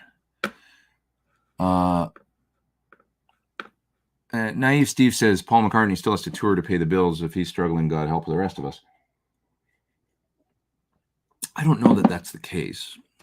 Did you read somewhere or something that that's the case? I don't know that he still has to tour to pay the bills. I think he just likes to work, but you might be right. I mean, I don't know. Maybe he's got, who knows? During the pandemic, it's hard on everybody. It's all relative, right? You have to realize like income and people's overhead is all becomes so relative. I mean, when you're young and you're broke, it's like, but you're, sleeping on the couch, or, your rent is $300 a month, or you're sharing with 3 or 4 people in like a 1-bedroom apartment or something, it's like, it's relative to, now you make some money or whatever, you start spending more.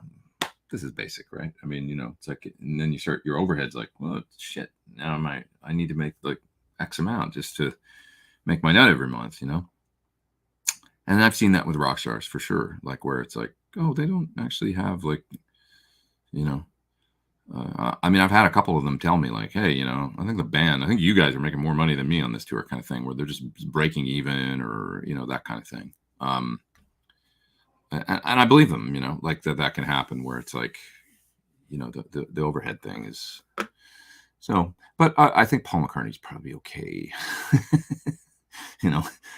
So, anyways, yeah, somebody says, I'm pretty sure McCartney's the richest man in music. I think you're right, actually. Him and Elton John, Dave Grohl, there's a few of them that are really up there in the, $500 million kind of territory, net worth.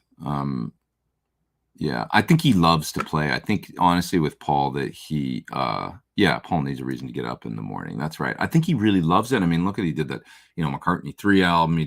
He likes to work with like younger producers. And anybody see that song he did with Beck a while ago, or the video he did?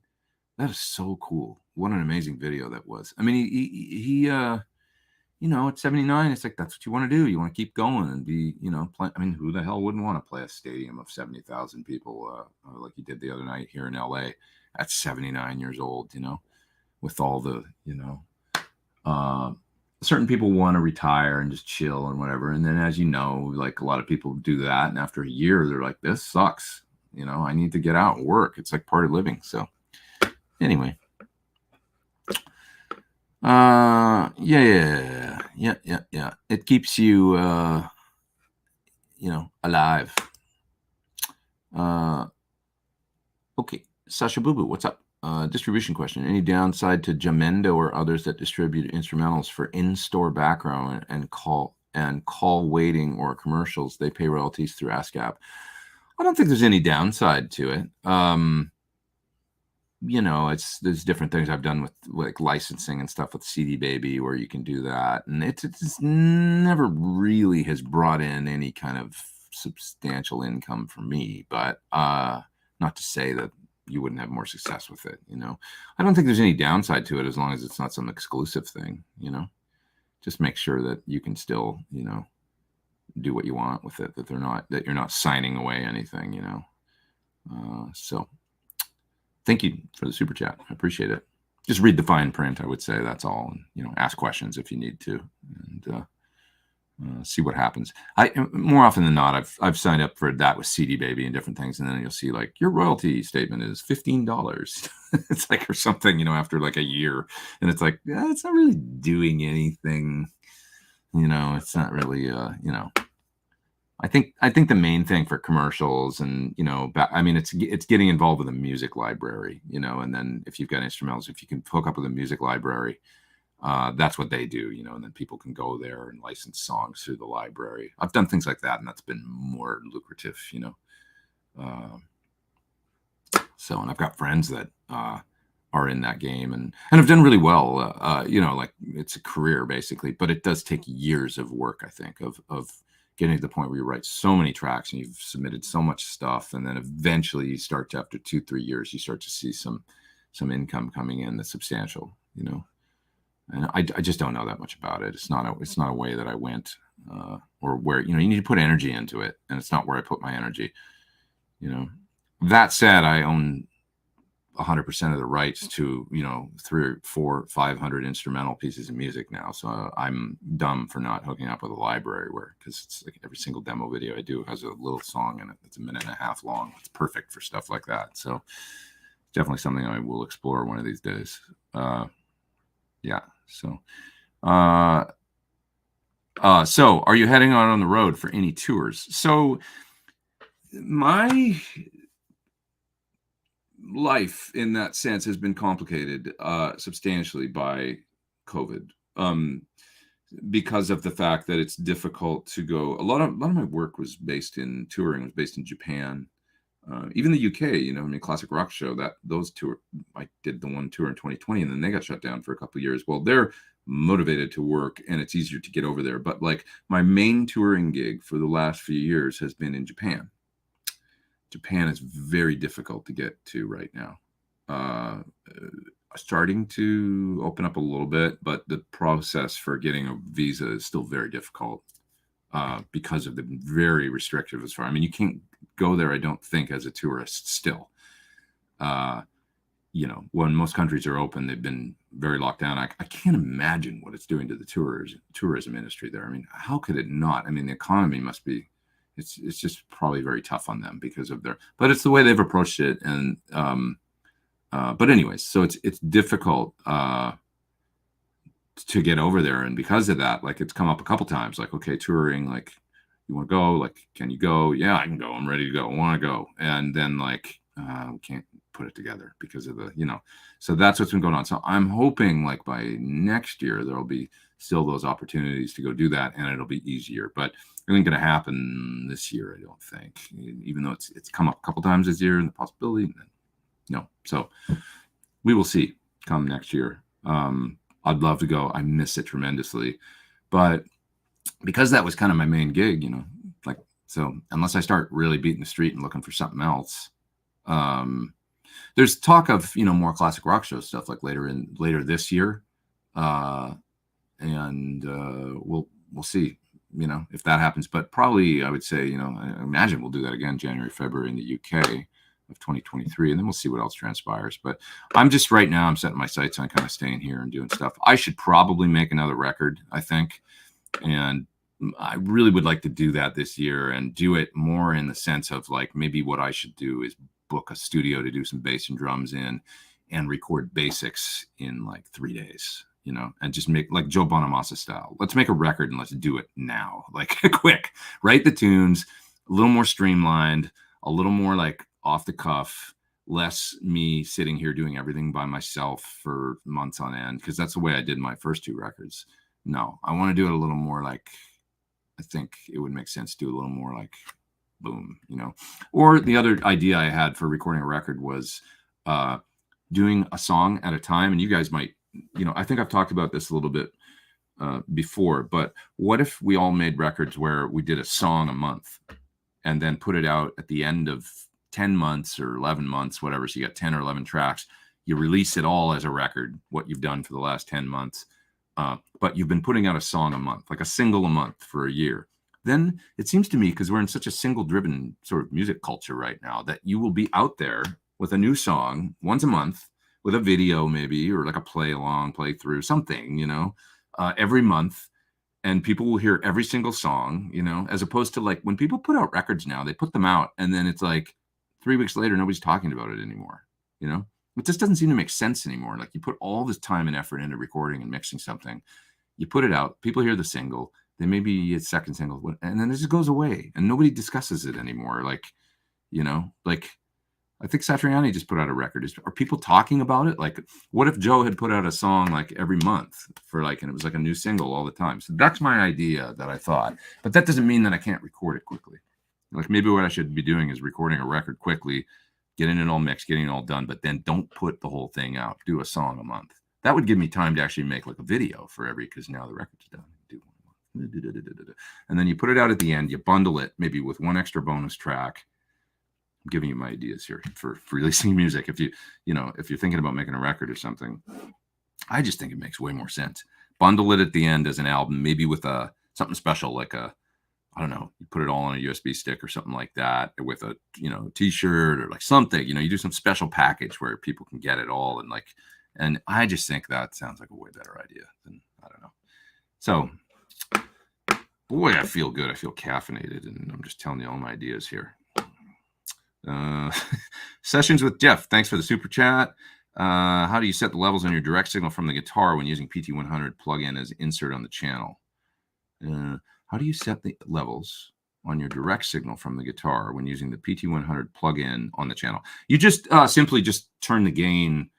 So like when you load it in UA console, you might be using not the UA version of the plugin, right? Okay, if it's in UA console, it shows up in the unison slot. It's sort of self-explanatory. You just set the channels and stuff, and that becomes the input gain. But otherwise, you don't need to turn up the input gain on your interface at all. Plug into the high Z input on your Focusrite or PreSonus or whatever.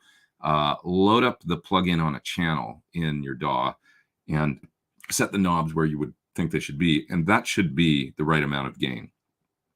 If you start boosting the input gain on your preamp, it's kind of like using a clean boost into the front end of the amp, generally speaking. So if you're using the high Z input, it's kind of already dialed in for, the like guitar level, whatever that is, -20, minus whatever's coming out of, the standard. And it should sort of correspond, and the gain should be, about like plugging into the real amp kind of thing, Does that make sense? I hope so. You don't really need to boost up that input gain at all on the channel.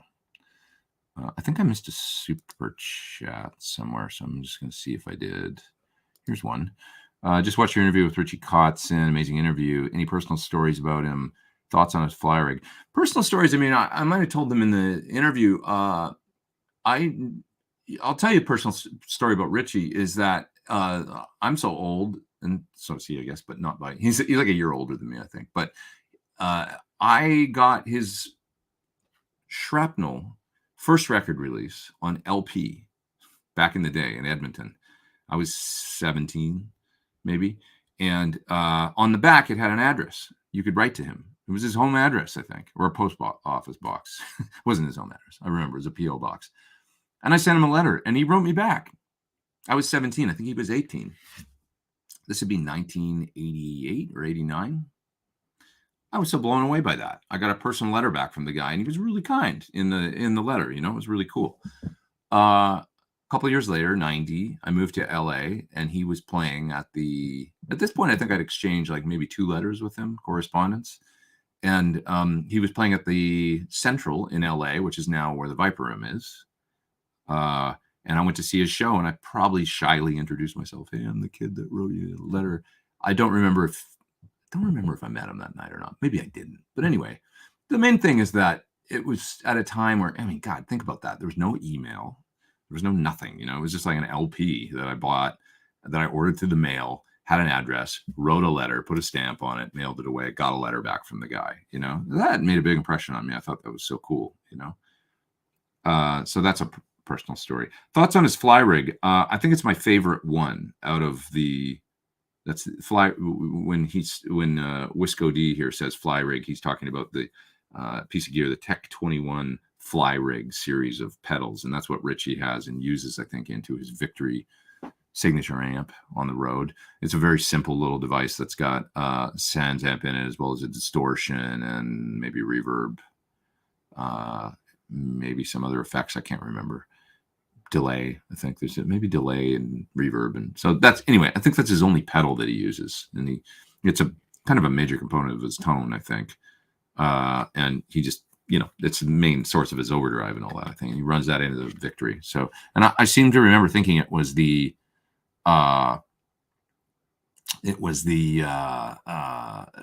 my favorite out of the bunch, because there was a couple others, the Paul Landers one, which was cool too. But yeah, I just like the Ritchie one personally. Let's see. This is about Japan. Tourists are only allowed in tour groups. I'm trying to move there, but having 2 years of work visas ahead of me is so difficult. It's so difficult to find a job. Yeah, it's a difficult place to go right now. It really is. And that, like I say, that has really hampered I probably would have been there, multiple times over the last couple of years, I think. And it came up again recently. And then it's just like, yeah, it's not going to happen just because of scheduling and the amount of time it takes to even now with it opening a little bit. They're being very cautious about it. I am so hoping next year because I miss it, man. Japan is like not being able to go there for me is like cutting off my arm. It's like I've just lost a piece of myself. Like I love going there. I love being there. I hit the ground and I'm just like, this is I don't know. I've never been to a place that's so foreign that also feels like home to me so much. So, even just psychologically, I've tried to figure out why that is. I think there's a lot of like ignorance is bliss because I can't speak the language super fluently or anything. I can say certain things and understand a few things, but and I love working on that. Like that feels good to me, working on another language. But there's a certain thing where maybe I don't know what's going on, and you guys know if you've been there. It's like everything's crazy and amazing and fun, and when you can't hear what people are talking about and arguing about, you don't know. There's a certain. I actually remember being frustrated by it the first time I went there because maybe I'd never been to a country where I felt, especially in the '90s, where it was maybe even less English going on. It's a little more like the world has become more global now, right? Through internet and stuff like that. The first time I went there, I maybe felt like I can't talk to anybody, and it's kind of making me feel really alone and isolated, and that bothered me. I was there for 2 weeks the first time I went in '95. But I still loved it. I was like, this is mixed bag. And then over the next couple times I went, I was just like, I freaking love this place. I'm all in. Like, this is amazing. But there maybe is a certain ignorance is bliss thing to living in a country where you don't understand the language. You can't hear, like, if somebody was shit talking you or whatever, you would never know. So you stay in that good mood where you're not like, I don't know. And I don't think that necessarily happens, but it might. Of course, it probably does. I don't know, And then like you're just like, God, this is great. I don't know. It feels like going to another better planet for me. It's interesting, but anyway, it's been tough to not go there. Oh, this is cool. I want to see this. Marty Friedman has a great video about how to visit Japan and be cool for Westerners. There's a lot of things, take your shoes off when you go in someone's home. Like nobody wears shoes in the house, so it's not a thing. It'd be very disrespectful. Just there's a lot of little cultural things. It's people aren't really loud there. If you're in a bar or restaurant, it's like, you'll notice it's very like it's a lot of respect stuff, generally speaking. And people will forgive a lot of like if they know that you're, Westerner or whatever, that little, things that maybe you should know, but you don't. But they're like, oh, well, they just don't know. There's a real, there's a forgiveness for a lot of things there. But certain things. I go watch that video. That sounds like an interesting thing. I just really bond with it. But favorite areas of Japan other than Tokyo? Well, Osaka is very different and fun. I mean, even just food culture there and stuff. It's like, it's a great big city too, and it's awesome. But Fukuoka is really great. I love that city. It's a nice kind of medium-sized city that has enough going on that you're not missing out on anything, but it's not as crazy as Tokyo and crowded, and I guess not as expensive. It's a beautiful, like all the way down the river there, and they'll have these like food stalls and almost like food carts and stuff. And I saw some great bands playing outside there by the river, and you can go down there and eat and stuff. And it's just like so much fun. So I always have fun in Fukuoka. I love Kagoshima too, which is where Tsuyoshi Negibuchi's from, the fellow I play with there. The Sakurajima volcano down there, and the onsen, and like it's a different climate down there. It's getting almost getting towards tropical, with the foliage and stuff. And I enjoyed going to. I mean, God, man, I love going all over. Hiroshima is a great city. I mean, it's totally a different, vibe too. Of course, it's a very new city because it's something really awful that happened there about 70 years ago.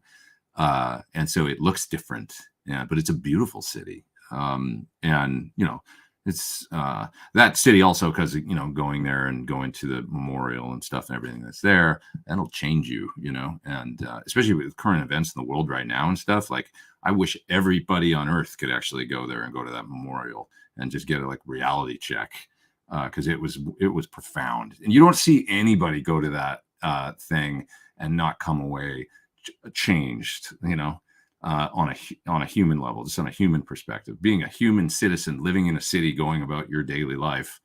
And then, it's crazy. I don't know how to describe it, but if anybody out there's been there, you know exactly what I'm talking about. And you'll see world leaders go there and stuff, and the speech they'll give afterwards, you can see the look on their face and you can hear it in their voice when they've been through. It's very well done. And it's not about the war or about taking sides or anything like that. It's about nothing other than human beings and, normal people, families with kids, right? That's it. It's about that, and about the toll, that you see on just normal human beings, that war can have, So it's a really, really, really intense and great experience, but it's heavy, Man, is it heavy.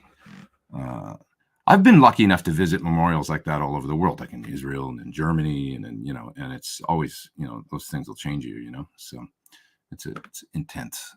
But anyway, God, we were way off track from guitar gear now. Chip says, have you had much use with the Kingsley pedals? If you have, I haven't, man. Sorry, I don't know too much about the different ones. And you're asking about the Zeo Boost. I did a video for a Kingsley pedal that was probably 10 years ago, and I think that's the last one. So I'm sorry I can't help you much with those. The Zeo is terrific, though, in the sense that it's a real multifaceted boost. It's got the Echoplex boost, the JFET boost, the low cut boost, which is the one that I've used the most. Once again, I like cutting lows when I'm boosting gain because it helps keep the sound tight and focused. So, it's really cool. But Page Boost, what is that? Is that more of is it Rangemaster at all, or any, I would think that it would be, if that's, but Page used what's the fuzz Page used? Is it more like that? I don't know. Didn't he use an overdrive or two? I know Jeff Beck did. Color Sound. Anyways, Serenity Now. Thanks for the super chat there, Chip. I appreciate it. I'm sorry I'm not helpful with your question, though. What are we going to do? $1K for a Blues Deluxe, $2K for a Marshall 20-watt combo. Gear's gotten so expensive, it's equal parts comical and depressing. Well, everybody's going through it because of just the cost of things and supply chain and inflation in general, So I guess, maybe we hold on to what we've got and use it to the fullest extent. Don't buy new stuff. I mean, man, there's a lot of some of the greatest sounds I ever got. And this is coming from a guy that's always demoing new gear and, has a lot of options. Back in the day, man, when I was using a little 6-space rack that I had made with 5 pedals in a drawer, GCX to switch them. I had a Rocktron Replifex that I would run in the effect loop in my amp. And I had a Marshall DSL 50. And I did a lot of work with that rig. That's all I had. And that was my first, audition for Don Henley was with that rig. I remember he looked at me and goes, got any Fender amps? And I brought a Marshall to a Don Henley rehearsal. But anyways, I love that guy, actually. He's hilarious. Just funny, I couldn't, that would be exactly what I would expect him to say. And he said it, I digress. Anyways, use what we got. We got so much stuff already, like when I think about what I had back then and what I have now, but I was working back then, I was playing in bands, playing lots of bands, doing all kinds of stuff. And I had 1 or 2 amps and a small rig and, maybe 4 or 5 different guitars. That was it, and so, maybe don't buy for a little while or something, but, what, you guys wear shoes inside your house? Yuck. Yeah, I know. A lot of people in winter climates and stuff, they don't obviously wear shoes inside their house. I mean, it'd be insane if in a city like Edmonton, where I grew up, we took our shoes off, that translated well over into Japan. But when I moved to LA, my first roommate, even though he was from Alaska. He came walking in with his shoes on all the time. I was like, yeah, can we not do that? But, and then you move in with people and it's like you realize, oh, not everybody's the same. Not everybody puts the cap back on the toothpaste tube. Not everybody takes the shoes off. It's always a struggle. Yeah. Who has better hair, Marty Friedman or Dave Friedman? Yeah, Marty should obviously use Friedman amps. I think that would just make the most sense. Marty's video is great. I haven't seen it. I'm going to find that. I really like Marty. I like his playing, and and I love that he's inspirational for me when it comes to the Japan thing and stuff. Because even though he did it younger, but I could see myself doing that. Like maybe in 4 years, I just check out and like I'm just going to Tokyo. Goodbye. I'm going to live out the rest of my days, doing that. I don't know. That probably not, but maybe. Who knows? I like to keep my options open. New to plug-in amps, bought the PT100 Studio using it in Studio One Pro. That's the plug-in. Studio One is a great DAW. That's the PreSonus DAW. I'd rate it as the easiest pro level one. Cool. Yeah, I've heard good things about it recently. A lot of people talking about it. Yeah. This is cool. Todd says, when I was 17 or 18, late 80s, Much Music announced Ozzy Osbourne was looking for a new drummer. Randy Castillo had left or was fired. I mailed Ozzy a bio and cassette of me playing a few songs. Hey, man, that's how you do it. And I would have done the same thing back then, Send it away. What was the worst that can happen?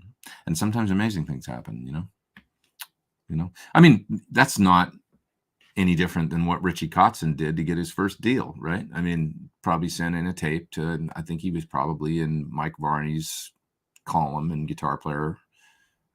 What did they call it? I don't remember right now, but I saw everybody. I was buying every Guitar Player magazine since like 1980. And I remember Jennifer Batten. I remember Paul Gilbert. I remember Yngwie Malmsteen being in the column.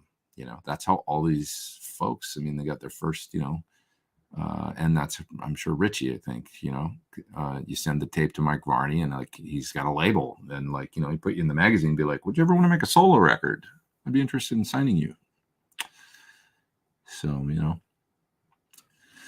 interesting. Nowadays it's all Instagram and, it's all out there. Everybody's got their little social media presence. What Metal Thrashing Matt says, Japan, they nerd out super hard about their interests, which is great for us guitar geeks. Exactly. Yeah, it's the most fun place for, I mean, there's nobody that can hold a candle to the Japanese guitar stores at this point, and the gear and the level of nerdery. God, man, it's so much fun. I mean, it's just, there's nowhere else on earth that they just don't have that. I mean, it's such a part of culture there, and it's a part of their nerdy culture, like you say. I love that about it. I've spoken about it before, so I won't, wax on. But anyways, did I miss super chats or not? See here, I don't think so. Let's see. Going down through the chat here. Sorry, a little lull.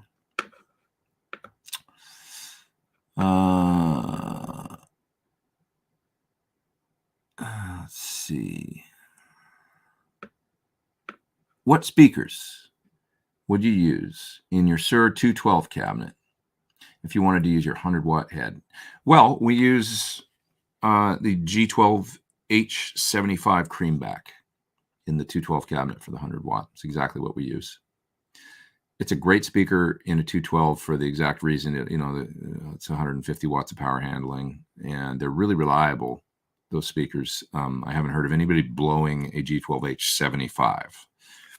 I've heard of 65s issues, but the 75 with its heavier magnet and the whole 9 yards, it seems to be really reliable.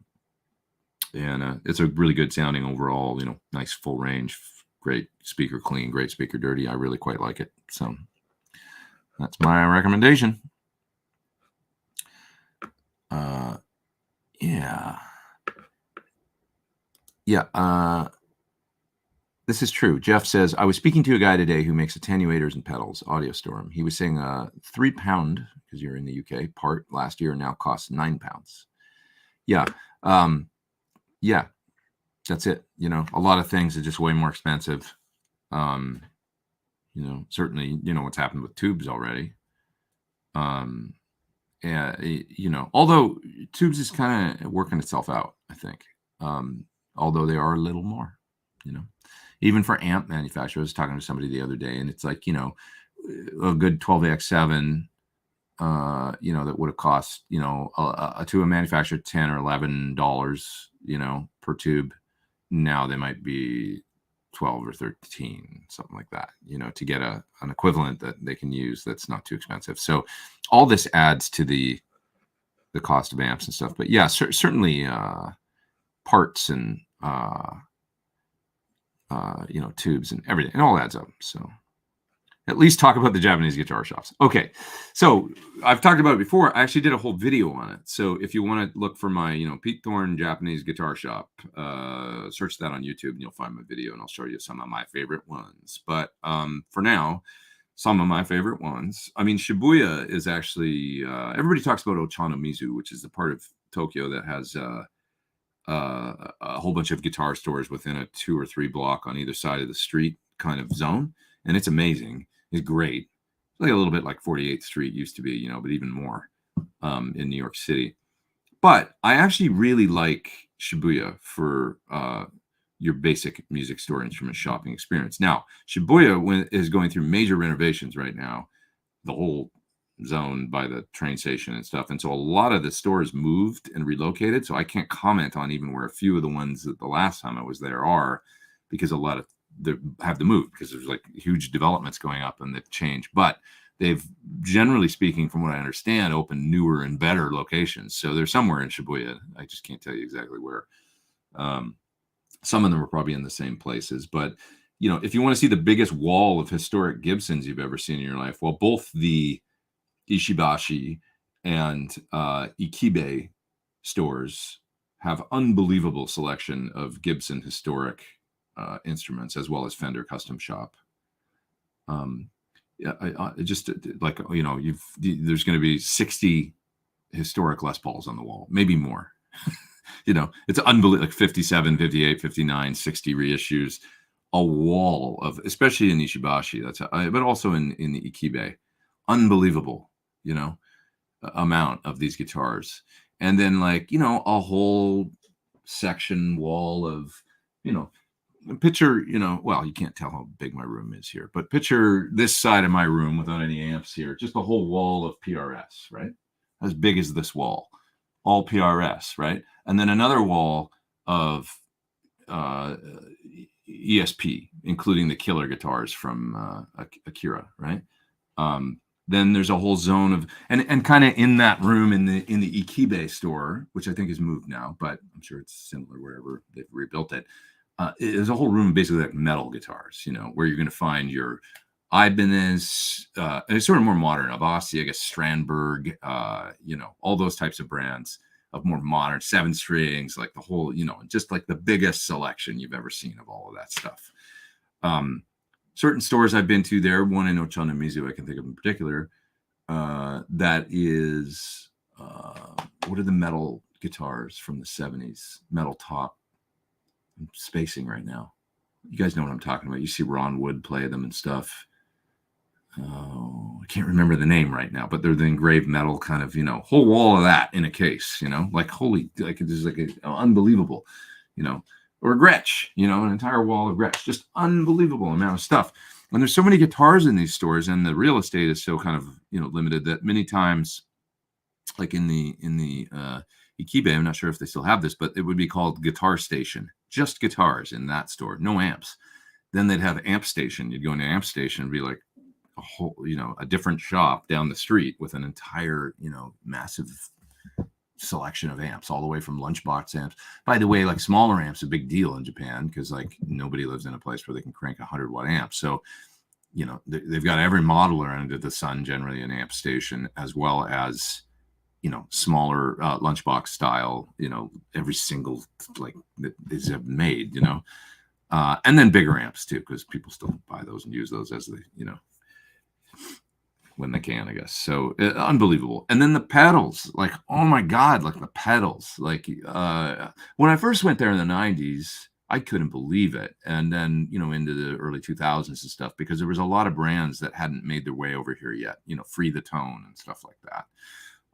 And you would see these pedals, like, what is this? Like, I have the whole range. There's like 50 of them in there of like a company that I'd never even heard of before. Like I say, the world's become more global now, and so we see the brands, and they've made it over here and a lot more. But these companies back then, like, when we think of a Vemoram or something, they would have been just there then, and so you'd feel like, wow. And the guitars too, like Japanese guitars that were made over there that wouldn't have, obviously the classic, the Tokais and the Grecos and that kind of thing. But a lot of full on like brands and stuff that had never made it over to the States, generally speaking, in any kind of quantity, that you'd be like, God, look at these guitars. What is this brand of guitar? So cool. So it's like a kid in a candy store kind of stuff. And accessories, straps, picks. Anybody that's been there, the picks, the selection of picks. It's like every Japanese guitar player in a big band has a signature pick. So there's like this variety of, and you just, every time I go there, I still do it. They'll give you a little bag, and I'd get, God, it's got a bunch of these different, I've probably got some in here right now, crazy Japanese picks that I bought, I don't know, I'd have to look, but these ones I love. These are the Paul Gilbert picks, actually. And I love they're not what I use all the time, but these Ibanez Paul Gilbert picks, every time I go there, I'll buy like, 25 of these, because they're just cool for a certain, for shreddy stuff. I love the shape, the size of them, and then the pointy tip. They just are killer. So that's one that I'm sure I bought that in Japan. So straps, pickups, parts, you need pots, you need, switch tips. Just tons. Some of my favorite vintage stores, guitar, forgetting. Okay. The first one's Hyper Guitars. It's down by Shinjuku, sort of. This is north of Shinjuku. Unbelievable vintage store, where they'll have like a case full of gold tops, 54 to 57, a case full of 335s all and 355s. And, there'd be like 8 of them in there, all vintage, all beautiful. Just like, oh, you want an SG Junior, or you want a whatever, and they had a lot of Marshall in there in that store. So Hyper Guitars. I can't remember the name right now. It's in Daikanyama, where I got my Telly years ago, my 66 Telly, but that's one of my favorite vintage stores. If just can't think of it right now. Guitar Traders, I think it's called. I love that shop. Smaller shop, but like exceptional, like always a little bit of everything, Jazz Masters, custom colored Jaguars, Strats, sure, Les Pauls, sure. But you want an early 60s SG, or Les Paul SG or SG Custom. There'll be a lineup of like 10 of them, just like, man, like great, just really great. So the vintage thing's a whole nother deal there. But and then there was a store. So if you ever go there and you find Hyper Guitars, there's a shop on the ground level underneath Hyper Guitars that actually, yeah, because Hyper Guitars is in the basement. Upstairs is another store from Hyper Guitars in Shinjuku, and it's the whole bottom floor is pedals and Japanese vintage guitars. So Tokai, Greco, all that good stuff, Bernie. It's like kid in the candy store stuff for if you're into the Japanese vintage brands, which is a really cool whole other kind of fetish, right?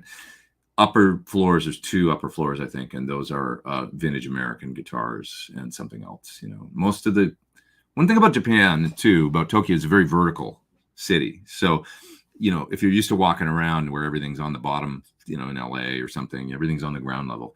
You got to get up in the buildings in Japan, and that goes for restaurants, clothing stores, vintage guitars, whatever. Make sure you walk up to all the floors or take the elevator up. And on the side of every building will be a 1F, 2F, 3F, 4F sign with sometimes, in kanji or in katakana or something where you won't be able to read it necessarily, but you might be able to read it. It might be in English, but it's an adventure just to go up and see what's on the different floors in buildings. Cause the first floor will be something. Yeah. But then the second floor will be like something completely different. You go up to the third floor. Oh, it's an amazing restaurant. And the fourth floor is like some crazy clothing store. And the fifth floor is like vintage guitar shop, maybe. You never know.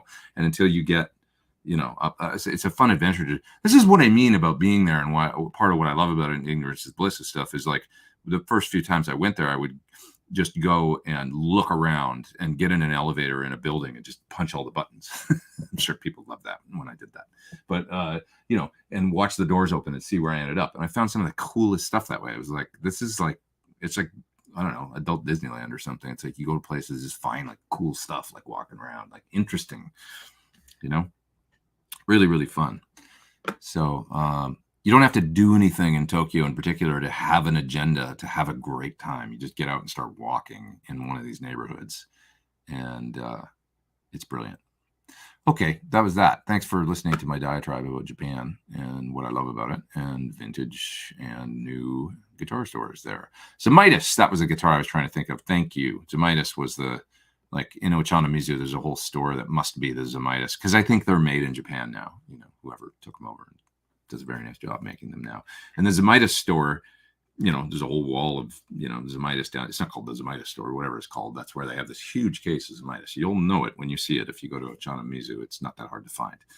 But on the different floors, there's, metal guitars, and then, a whole wall, floor of Fender and stuff like that too. So very exciting. Very exciting. No lefties, I'm sure. There's probably plenty of lefties there, that you could find. There's probably a whole store somewhere in Japan of just left-handed guitars. It's probably amazing. Have you checked out the new Duncan 78 yet? I haven't. I'm sure it's like the same, though, as the custom shop one. I think they just released it as a standard line sort of model, I missed a couple super chats here. So I watched series Midnight Diner on Netflix. I thought you would enjoy a diner in Tokyo open. Oh, that's good. Let me take a screenshot of that. Thank you. I do want to see that. Cool. I forget. That sounds good. Is it all subtitles and stuff? Yeah, I want to see it. Yeah. So cool. So cool.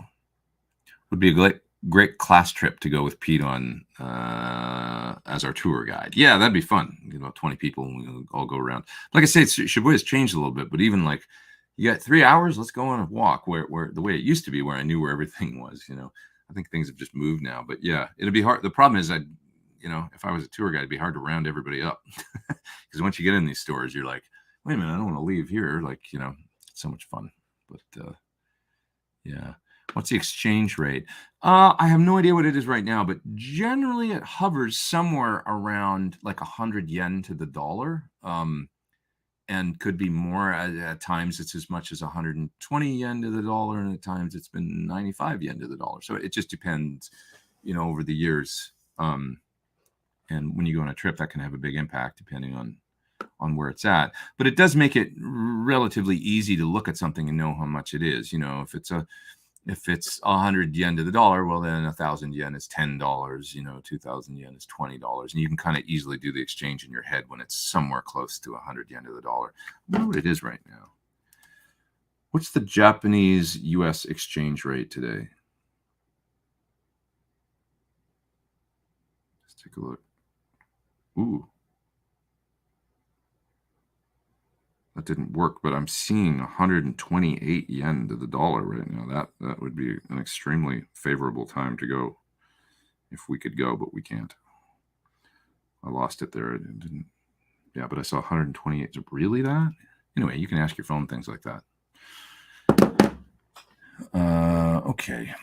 Yeah, by the way, number one thing you'll take away from my show today, if you don't do this, because I realize not everybody does this, but how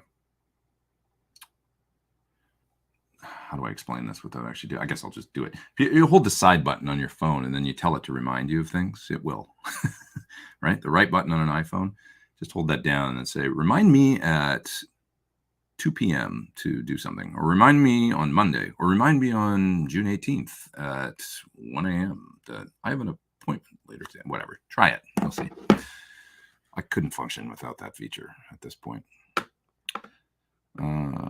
Yeah. Metal Thrashy Matt says he was set to go to Japan in 2020 and haven't been able to. I feel your pain, man. I know it sucks. Oh, here we go. Here's a super chat I missed. Do you think a reverse headstock gives you more? Oh my God, have I ever gone long today? Because I got off on tangents. Wow, we're at 2 hours and 13 minutes already. Okay, I'm going to do another, like, I'll go to 2:20 or whatever, and then I'll finish up and get some lunch and do what I got to do for the rest of the day. Thank you guys for being here. It's been fun. I guess I just get off on tangents. Do you think a reverse headstock gives you more of a piano-like ring on the low strings? Heard it from, I think you mean Richard Ford. Yeah, Richard Fortis. He does use them sometimes. I've asked a couple times. Sir has always discouraged me from getting it because I've thought about doing it, and he says it's weird to him, the tension. I could see that though, the long low E string, right? Like it's different, and I would love to try it. Maybe one of these days I'll order one of my guitars, but try and get a reverse headstock, and see, and just say, John, leave me alone. I want to order this guitar. But I trust John when he tells me things, generally he knows. So if he says it's odd, then I would, veer away from doing it. But they make plenty of Sirs with reverse headstocks just because they'll make it if you really want to order it. I just know it's not his favorite as far as the tension goes. So there's that. I don't know that I've ever owned a guitar with a reverse headstock, which is weird. You would think I would have by now, but anyways. Okay,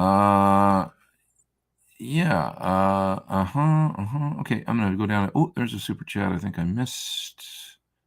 No, that was the Midnight Diner one. Thanks for that recommendation on the TV show. I'm going to check that out for sure.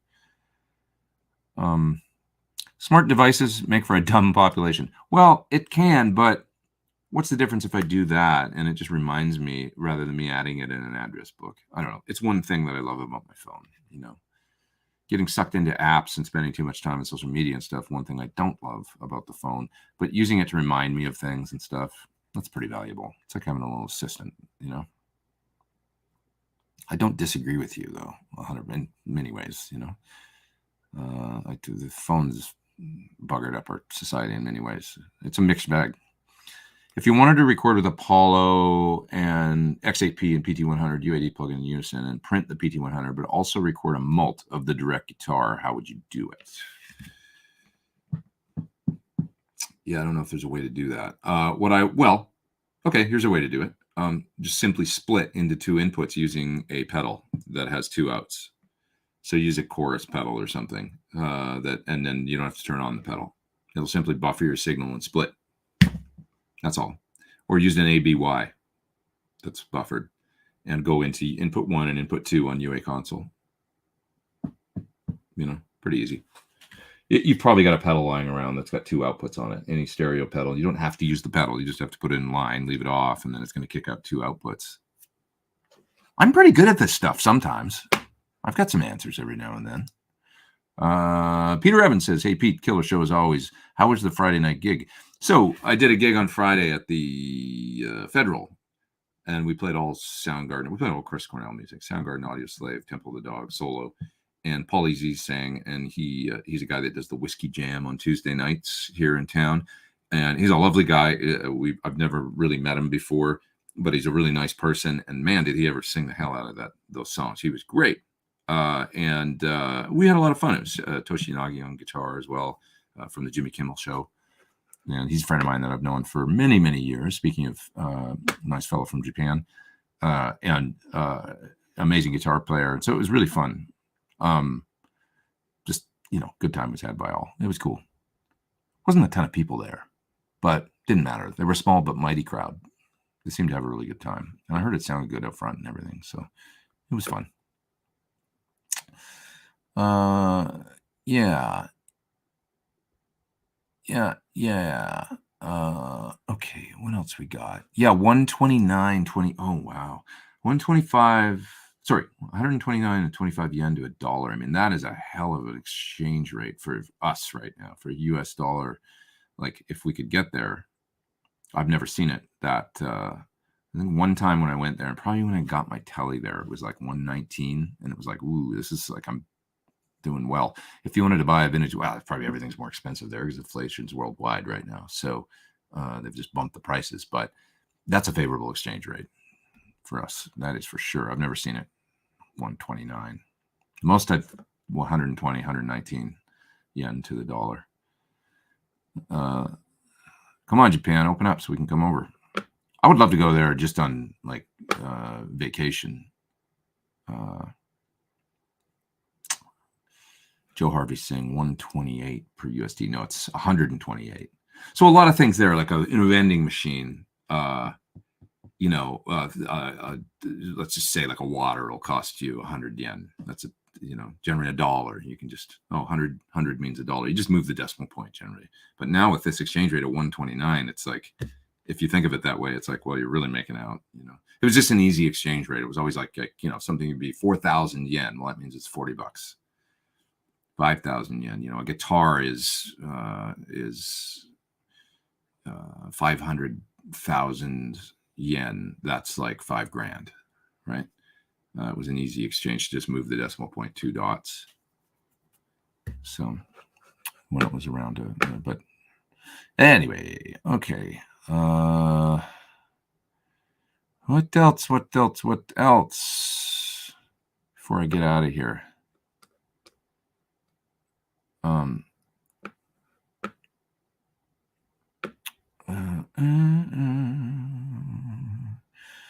It's raining in Vancouver, says John. Sorry to hear that. Love that. I love that place. I had so much fun up there a couple weeks ago. Beautiful. Beautiful.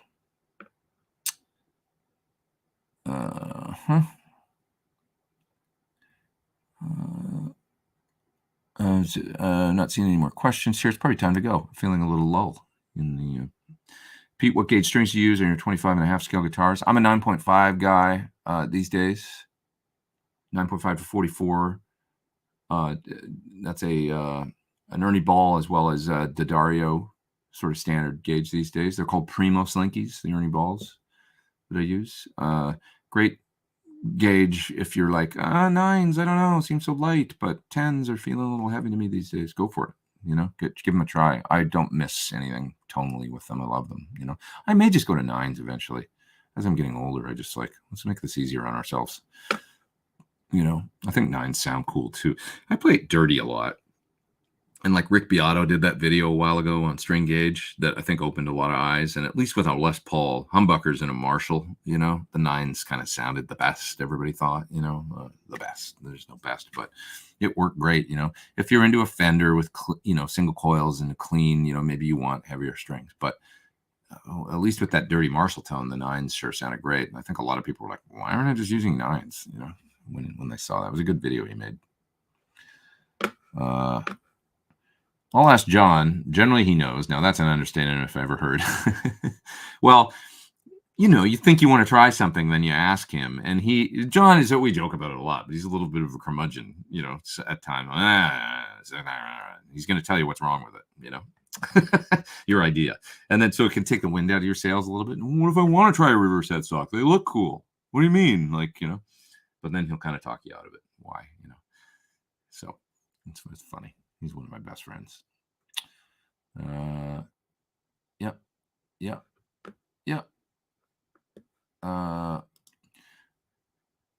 Christopher Butler says was looking to keep the input impedance curve thing of the Apollo regarding the amp sim. I don't know anything about an input impedance curve.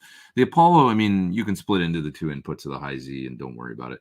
I'll tell you this. I do videos all the time where I use a stereo pedal into 2 inputs on my Apollo. And then I call up the same amp sim on inputs 1 and 2 in U8 console. And then I hard pan those. And then I record it like that. And they sound identical, the 2 sides. It's great sounding. So don't overthink it. Just go ahead and just print the DI on the other track or whatever. And, keep it muted or whatever. And then you've got it there to use. I think that's what you mean, right? You want to print a DI in case you want to do something else later, amp sim wise. So, yeah. Derek from Enough's Enough used reverse headstocks, was absolutely killer, says Mark. Killer player. He lived a short life. Look him up. That was a great band. Yeah, Hendrix was technically right reversed because of the, so wasn't it? I think so, right? Yeah. So, it's all good. It's all good. It's all good. All right, you guys. Thanks again, Peter Evans, once again for that super chat. I really appreciate it. I think there's one more I got to get here, or maybe two more. Sorry. Okay. New Friedman pedalboard design says guitars for your project. Is there? I don't know. Is there one? Not sure. I don't know. I could ask Dave. Thank you for the super chat, though. I appreciate it. I wish I had a better answer. Apparently, Tony Zamitis once built a full-scale replica plane in his garden. The only way he could get it out was to knock his house down. That's some commitment, right? I like that. That's some solid, crazy. I don't know.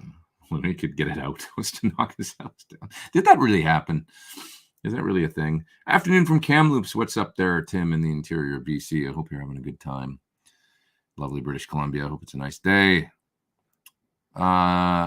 Building myself Frankie says metal thrashing mad. Any experience with Budda guitars? No, I haven't heard of that company. Let's see. What do they do? Necks and bodies and stuff? No. Okay. Yeah. Build a 5150. Build custom guitars. Just looking them up here. You guys teach me things too. I never heard of them, but I'm having a look. So it looks like they're kind of into the 80s thing. So the web page is a little bit slow to load. Oh, they look good. They look nice. I see. Very 80s. You can get a banana headstock neck. Never heard of them. They look cool.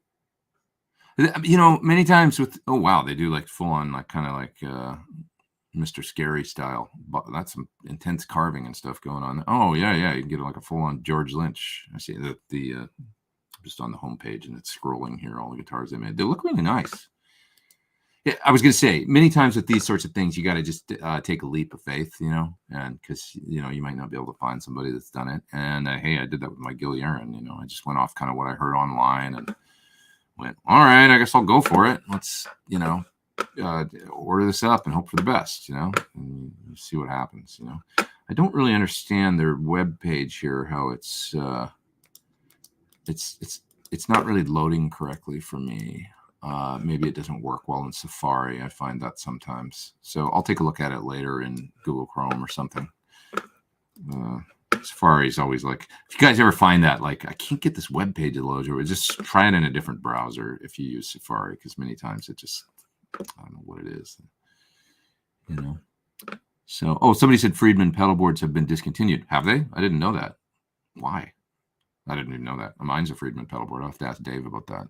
Maybe he must be working on something new then, because you know, I can't imagine that he wouldn't want his own brands.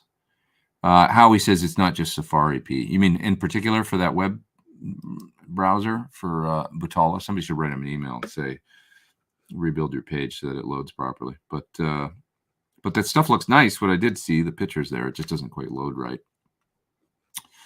I'm going to go. Joe says, thanks for another great stream. And hey, thank you. And thank you for all your super chats, guys, and for being here every week. And like I say, I've got a couple cool guests coming, I think. At least one for sure, maybe two. And I'll announce those as soon as I can get something locked down.